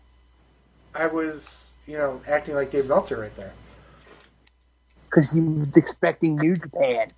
No, I was actually expecting you to pick something for All In. No. All In was crazy good, but don't worry, we shit on you a lot there, and give us your rationale behind Gargano, Ciampa from TakeOver New Orleans. To me, it was probably my favorite match out of their entire series that they've had over the course of 2018. I incredibly enjoyed the storytelling. I incredibly enjoyed the pacing of the match. It was probably their longest match, I think. Nope. I think it still holds the record for longest NXT match. Nope. With the exception of a War Game. Nope. Sure. It's the second. Pretty longest. sure. The third longest. Every match has gone longer in the series. Oh, yeah, that's true. Yeah. Yeah. Oh, well. I can't be right on everything. But still, I enjoyed the fuck out of it. It was great. Like, to me, it's those guys could wrestle in any sort of stupid gimmick match you could possibly have that would make it amazing. I'd agree with that. So even a Jarrett, what was it, like Judy Bagwell on a forklift match? Yes! Gotta make a reference to Judy Bagwell on the forklift. I think we should have Judy Bagwell on a forklift match, Gargano versus Ciampa, the redo. Dude, no. Dude, next year, do worst awards, call it the Judy Bagwell on the forklift award. Oh, absolutely. We're doing that. And why the hell Spoiler. didn't you say most overrated piece of shit of the year and most underrated piece of shit of the year? Because they're Shit not books itself, official- sleazy. They're not official categories right now. Overrated and underrated art? Those are changes we're making to the 2019 awards. That's something we'll be talking about later on. I swear. Pieces of Oh my shit. god, I Yes. want to knock you the fuck out. I agree. Yeah. Wow. Travis! I think you guys maybe do the same thing with the match of the year, female match of the year. No, match of the year can be a female match of the year. Yes, it can be. Okay, well, I picked Becky and Charlotte from Evolution again. I mean, it was historic. I think there were better matches, though, personally. I mean, I'm not going to argue it. I mean, I get the rationale behind it. I just think there were better matches out there. I loved the match. It was my female match of the year. So, Batman, come on, lay it on me. Okay. We talked about this. Yes, we did. Up until 3 days ago, my match of the year was Gargano versus Almost from NXT Philadelphia. That was my second one. But after watching my match of the year candidates, the one match that had the best action and storytelling was the last man standing match for the NXT title, Johnny Gargano versus Tommaso Ciampa from NXT TakeOver Brooklyn. That match this feud has probably been the best feud that WWE's produced in years. The storytelling, the whole feud is last year, or the year before, Ciampa gets hurt. Gargano's quest to be NXT champion loses to Almost in a phenomenal match. My second is my runner-up for match of the year. Ciampa hits him with a crutch. They build up. You know, Gargano loses his spot in NXT because of Ciampa, wins it back in New Orleans. Then they have a street fight, which changes Gargano into a person he doesn't want to be. And then between TakeOver Chicago and TakeOver Brooklyn, Gargano inadvertently helps Ciampa win the NXT title, something he's been going for. So then this match, last man standing, leads right up to the end where Gargano hits him with the knee, but Ciampa gets up at the last second because Gargano get up. The beginning of the year, it was Ciampa on a knee brace with a crutch. The end of that match, Ciampa's now the champion, and Gargano needs to be stretchered out because of a bad knee.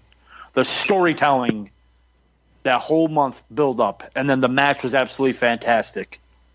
Couldn't have any better storytelling. Could not have had any better storytelling. Fantastic.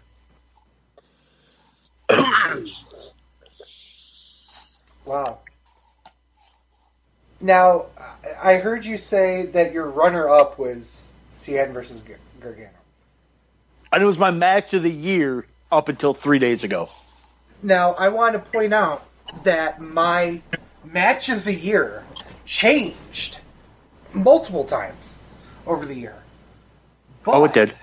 It definitely did. But the match of the year that I chose wasn't even my highest rated match when I originally rated it. And that was your guys' runner-up, Cien versus Gargano. I found that while all three of the Gargano-Ciampa matches were phenomenal, I could pick out little pieces of the match that I didn't like. And I've talked about it throughout the shows. I'm not going to rehash them all that much here. I don't believe there was a true issue with Almas versus Gargano. I think it was a perfectly executed match, and it was a perfect moment for Gargano to be such that hot fire. There was never a dull moment in the match, and having Gargano lose there actually, I dare say, made the match even better because it was an ultimate of he got so close and yet just couldn't seal the deal, so to speak. Which also ties into the Gargano-Ciampa feud. Exactly. And that's part of the reason why I consider that actually the beginning of the Gargano-Ciampa feud. The funny thing is, I was going to use that same exact logic to be like, this was all the beginning. The match is kind of like, the match is weird to say is an afterthought compared to that feud. But it was a phenomenal match. Then I went back and watched all of Ciampa Gargano. I watched Gargano versus Black. I watched Ciampa versus Dream. And Omega versus Okada because whatever. But we'll talk about that in a second. I really want to get into that. But did anybody have that on their top 3 or 4? No. Okada Omega 4 from Dominion. Nope. No? Nope. Okay. Brandon. Go ahead. Did you say no? No, I did not. Okay. So nobody did.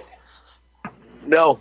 That's kind of surprising because this was the first time ever that Dave Meltzer has said this is a match that was so good it broke my star rating. Okay. Now, before Sleazy goes off on this, I went back and listened to the show where we covered Dominion. He rated this 5 stars and called this match a wrestling masterpiece. Now, take it away, Sleazy.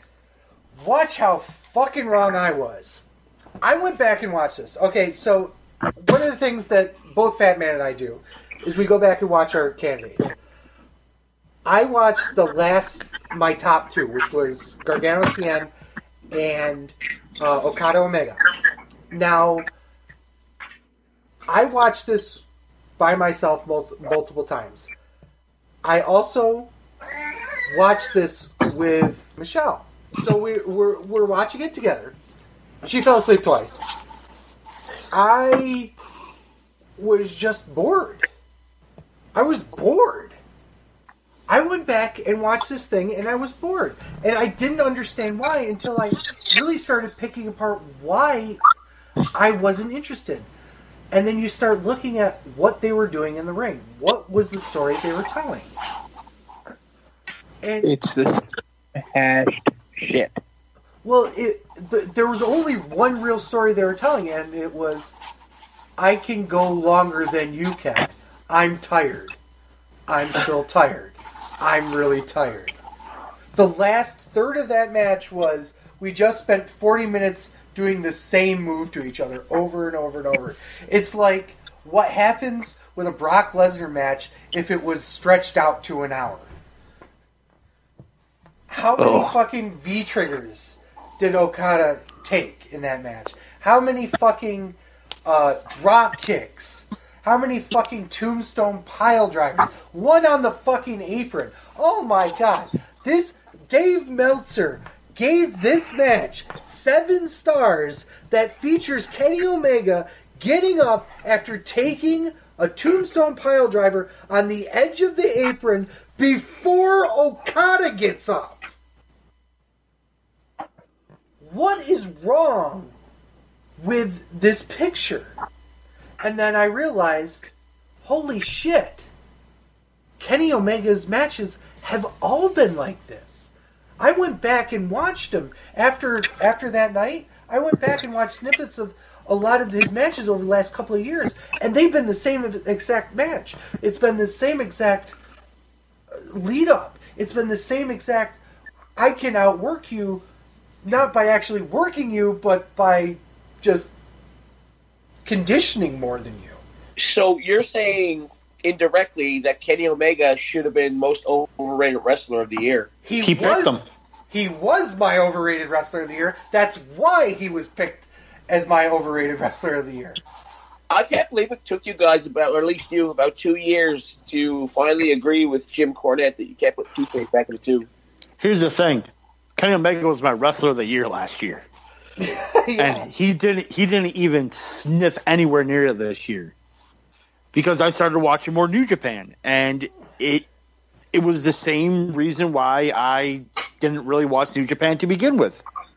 The same shit happens in every match. Well, here's the other thing that's problematic about New Japan. When you're not watching weeklies of New Japan, you forget that it's a different style, it's a different thought process, it's a different set of booking. You know, when you see those matches in a vacuum, they're fresh, they're interesting, they're different than WWE because WWE is specifically catering to a mass market. New Japan isn't. They're catering to their Japanese fans. And right. In their defense, they don't run a lot over there, so they're trying to give everybody what they got when they do run, is what it is, right? Yes. Well, here's the other thing, is that nowadays, New Japan announced with when they did Wrestle Kingdom 13 that they're having 3 shows here in the U.S., including a G1 show. And actually, one of the days of the G1 Climax is going to be here. They're running in fucking, what was it? Tennessee? Philly? No, North Charlotte. What was that? I think it's Charlotte. I know they're running Charlotte, but it's not G1. Oh, it's Dallas. They're running Dallas for one of the days of G1. Interesting. That's what's amazing about it. They're running multiple dates in the U.S. and they're not small arenas. They're playing on the American Airlines Arena in Dallas. So I've been there. I know you've been there. But the point being is that they're taking this huge leap of faith, but they got to watch themselves. They need to realize that while their audience isn't necessarily what it should be, and the reason why they became so popular with American fans was people like Young Bucks and Cody Rhodes and all these gaijins that were coming into the company that are now no longer there, that could be a big problem for them. I think part of the reason why the G1 Supercard sold out so quickly was because of the fact that they thought the Bucks were going to be there. And now that they're not, I'm not so sure that's going to be... You just played the race card using soft language, sir. I'm not going to mince words about it. They need gaijins. They do. to run in the U.S. Just like when Japan in the old days, when say WWE or somebody wanted to book a show in Japan, they said, "Oh, you have to have Japanese wrestlers on your show because they're not going to come out and see just white wrestlers, American wrestlers." It's no different. It's no different. WWE kind of And proved that still- wrong over there, so. and Oh yeah, even WWE proved them wrong. Yep. Well, they did prove them wrong to an extent, but still, when they run shows there, who are their top draws over there? Cena, but Nakamura as well. No, And they bring not Hideo Itami, too. Their last major show they ran in Japan was headlined by Kevin Owens and Finn Balor. Well, Finn Balor used to go in New Japan, but Right. I'm He was pretty one of sure their that biggest neither. stars. But I'm pretty sure that none of them are Asian. So Yeah, he's Irish. But Wait, that which doesn't, one's Irish? that doesn't discount the fact that, Balor. it doesn't discount the fact that Finn Balor was a huge star in Japan. still That was irrelevant. kind of the point, though. I don't know, but I'm just saying. But yeah, I am a little bitter about this whole super card and not seeing the Bucks. very first person. Bitter. yeah, Brandon, because you're going to that, aren't you? I am going to that. I have fourth row tickets to that. Which I'm one? pissed about that. The Madison Square Garden show. Oh, nice. Yeah, I want to point out. I know Cody will be there, but the Bucks will not. Who will be Yeah. there? Cody will be there. I thought he's not going to be there. No, Cody will be there. That is straight from Cody Rhodes' mouth. All right. That's Who interesting, the fuck's making so much noise? Sorry. bastard. So I want to point out that when you literally Google WWE Japan Tour, they talk about the next show that returns to Tokyo in June. The very first name that comes out of their mouth, it's a SmackDown Live show, the very first name that comes out of their mouth is Shinsuke Nakamura. Okay. It's Nakamura, then AJ Styles, who was also very well known in New Japan too, and then Bobby Roode, Kevin Owens, and Charlotte Flair. Wait, Kevin Owens Yeah, for a SmackDown show? for a SmackDown show. Interesting. Well, that's the thing, is that it's... So, that was... Well, you know that. You just said it was headlined by Kevin Owens and Finn Balor. No, he's on Raw. Yeah, but That's what I'm saying. this Interesting. was this past. Past June. I thought about this coming June. No, this past Oh. year. Okay. Let's shelve this right here. I do want Travis and Brandon's opinions or memories of Mean Gene. Yes. My memories actually, because being a casual wrestling fan with WWF and WWE like most of my life, I always remember like the quirky interviews he would have with just Hogan. A lot of it is Hogan. I know you don't like Hogan very much, Batman, but I talked about it to where like he'll be most remembered with Hogan. Yeah, absolutely, absolutely. One of the things that I liked about him though was his ability to obviously like do stuff off the cuff. As opposed to like a lot of other interviewers, they had to rely on scripts. Like even today, and I know WWE forces that a little bit, but like as one of my biggest memories actually doesn't even come from WWF. Now that I think about it, it was the heel turn with the whole NWO thing. Like Gene was right there, and it was almost like he was playing it up, like he was a part of that whole thing. He wasn't just an interviewer. He didn't feel it. He felt like he was a part of the whole dynamic. You know what I mean? Because he was close to Hogan, and Hogan turned. Right, exactly. And everybody knew that, right? So it was almost like that was a pretty cool thing. He had a piece of something there that a lot of interviewers don't have, So, like if you go look at any of the interviewers on the roster today, it's not there. Because there's scripts, and I was listening to, like I said earlier, all the Conrad Thompson podcasts, and every one of them, they're all like, Gene's like, what are we doing? Okay, let's just do it. Go out there and do it. Like, don't need a script, don't need anything, just let me do it. And that was the old school wrestling. Just let me do it and we'll get through it. And nowadays, it's everyone's looking at a cue card when they're doing interviews. You can tell they're looking off at something. So, yeah.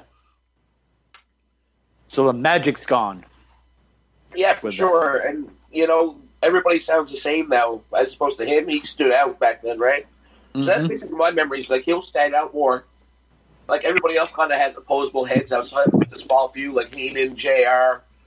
But, there's not very many people that are going to be like, you're not going to remember them. Like, who the fuck's Byron Saxton in 20 years? Right. You know what I mean? Mm-hmm. So, but that's kind of how I remember him. He was a part of the whole dynamic. He wasn't just a placeholder, if that makes sense. Mm-hmm. Brandon. So, how I remember Mean Gene, it really comes down to his interaction with everybody. Like, everybody remembers him and Hogan, Warrior, Savage, Giant.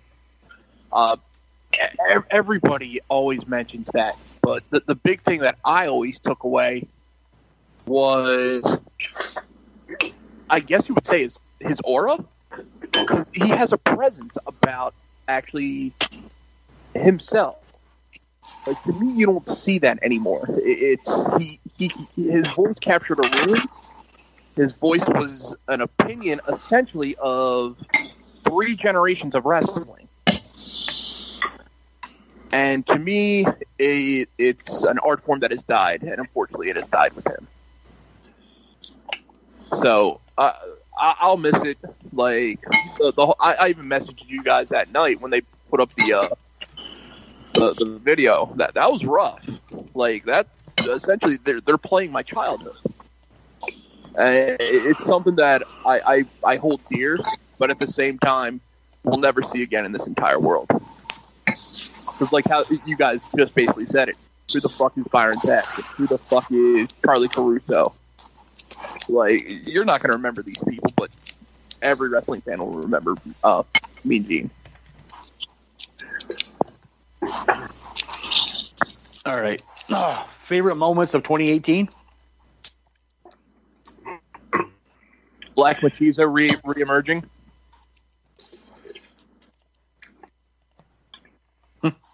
That to me was funny as hell. So pretty much all in for Brandon. Well, there's some other bright spots. I mean, of course, we'll mention Gargano, Ciampa. I will always mention Women's Revolution kind of coming from the forefront with Rousey jumping on board. Becky Lynch's rise to... Oh, what else did I remember? And just more wrestling coming out of the forefront. That's to me, wrestling has grown pretty significantly, at least in my opinion, in just this entire year alone. So, and it's grown to a good point to where now 2019 is going to be very interesting for everybody and anyone that's involved in this business. I'm excited to see where it goes. I kind of agree with that in the sense that, like, if you guys, I don't know if you guys remember this, but a few years ago we were doing a podcast, and I said it to a few other people too, but I said we're at the beginning of a wrestling boom. I could feel it. And now it's more evident than ever because WWE is making a killing, new Fox deals, overseas stuff in Saudi Arabia, and it's just a whole trickle-down effect. Every indie promotion that's like under WWE, is making more money than they ever have. I mean, and like last year, New Japan with Jericho was like off the chart. Their sales went up right across the board. Indie wrestling is, making a living. So 2018 for me is just like wrestling in general has become the norm and accepted, and it's a real way of life again for a lot of people. So to me, that's what 2018 is. That's my moment in 2018. All right.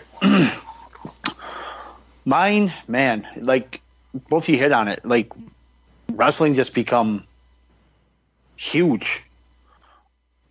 There's so much content out there, it's hard to keep up. Even with WWE, New Japan, even with WWE, let alone because you got Raw, SmackDown, pay-per-views, NXT. Now you got NXT UK, which is doing their own takeover on Saturday, and you have for that.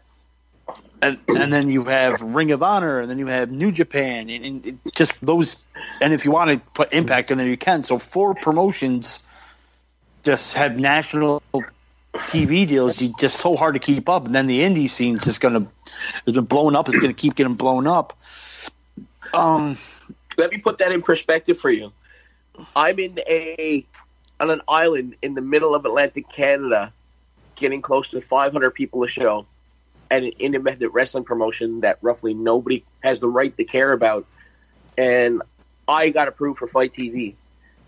And for the life of me, 4 or 5 years ago, nothing like that would ever fucking happen. So, because the wrestling industry in general is so far-reaching. And I don't want to. It's not trying to demean your promotion, but people are just trying to gobble up this content. And obviously yours is good enough to be on Fight TV. But people just want content now.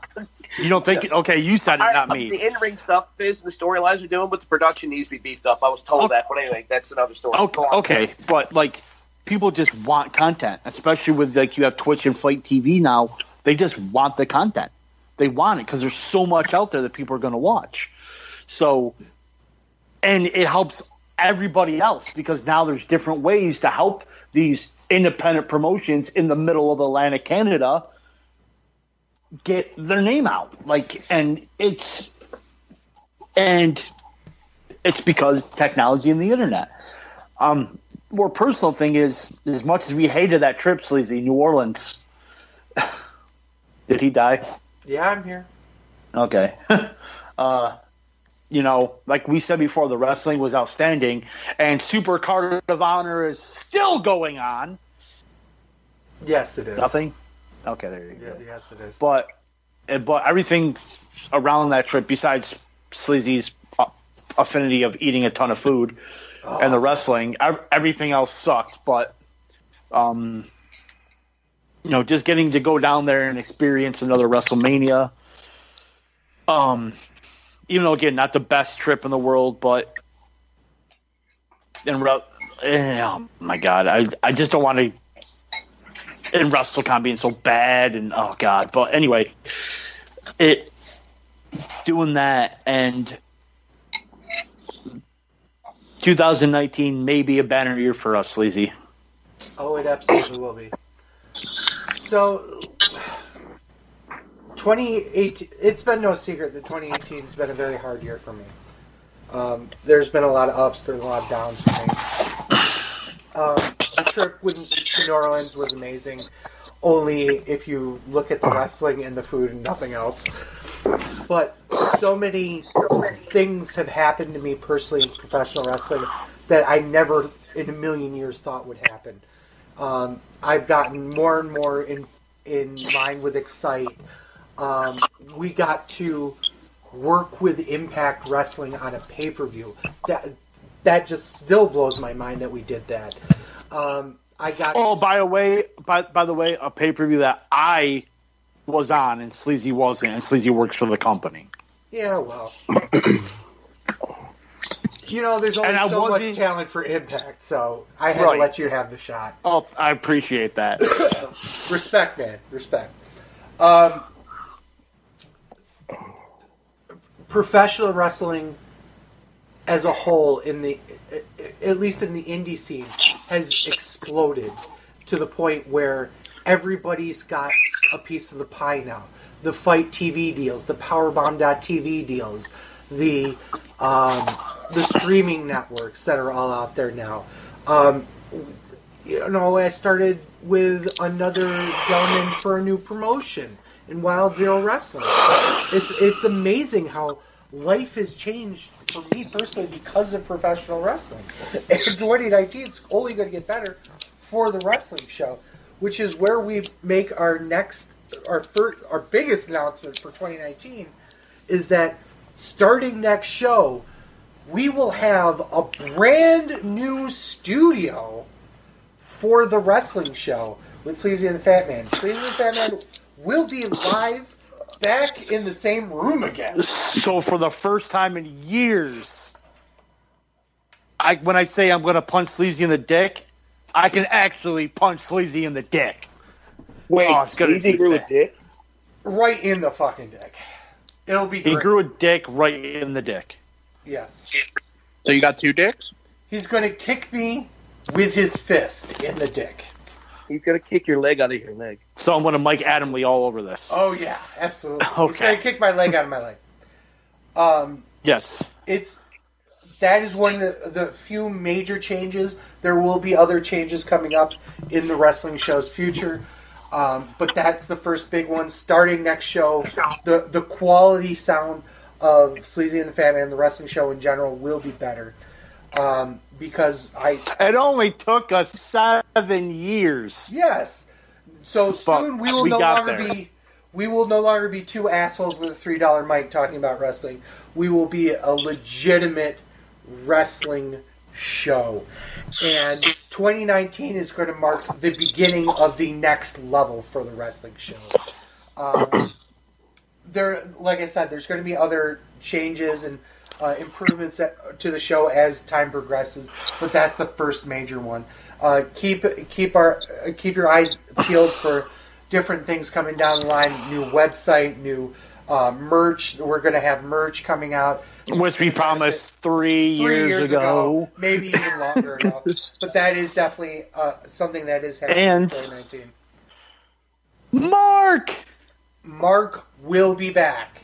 Mark is coming back to the show as a regular guest.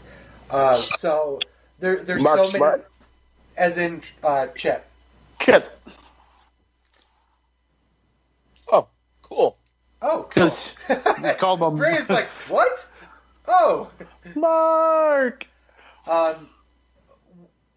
just wanted to say, on behalf of everyone at the wrestling show, thank you guys for supporting us doing what we're doing.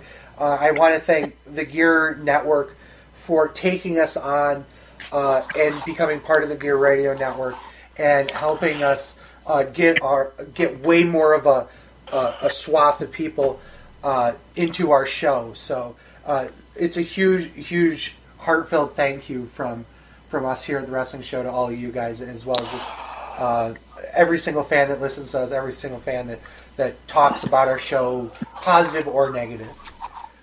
Sleazy. Yeah? The GoFundMe page.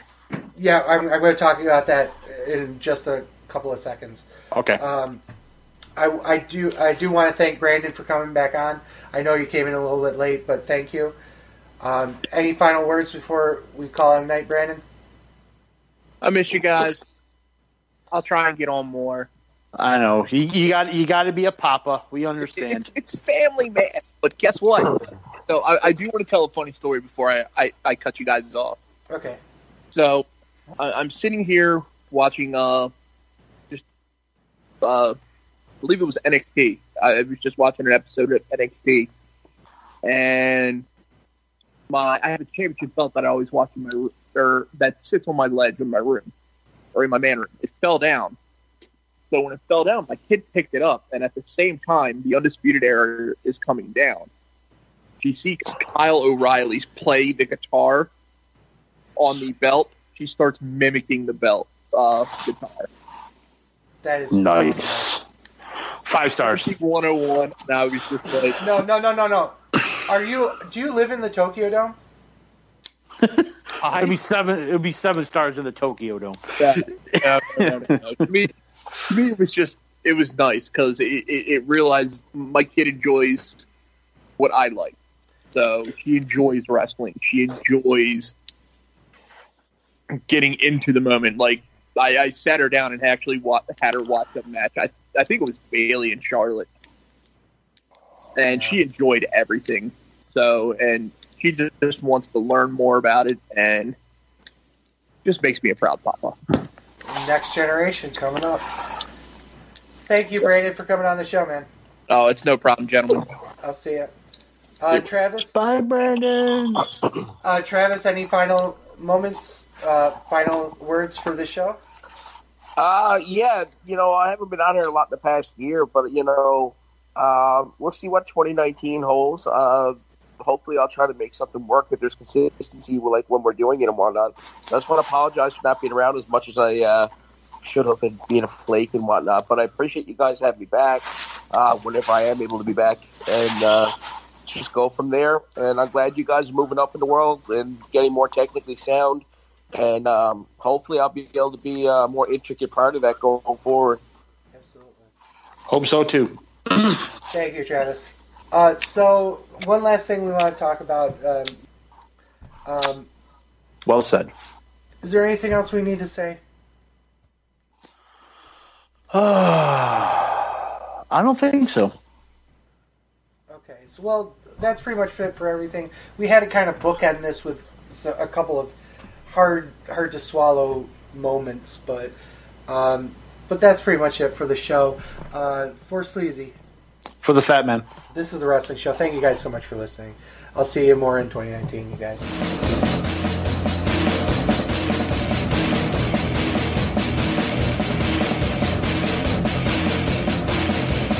I'm a truth that you seem to run from. I'm an army of one. I'm a clip in your gun. I'm the pain in the game. The blood shed in your name. When there's nothing to gain, all the world goes sad.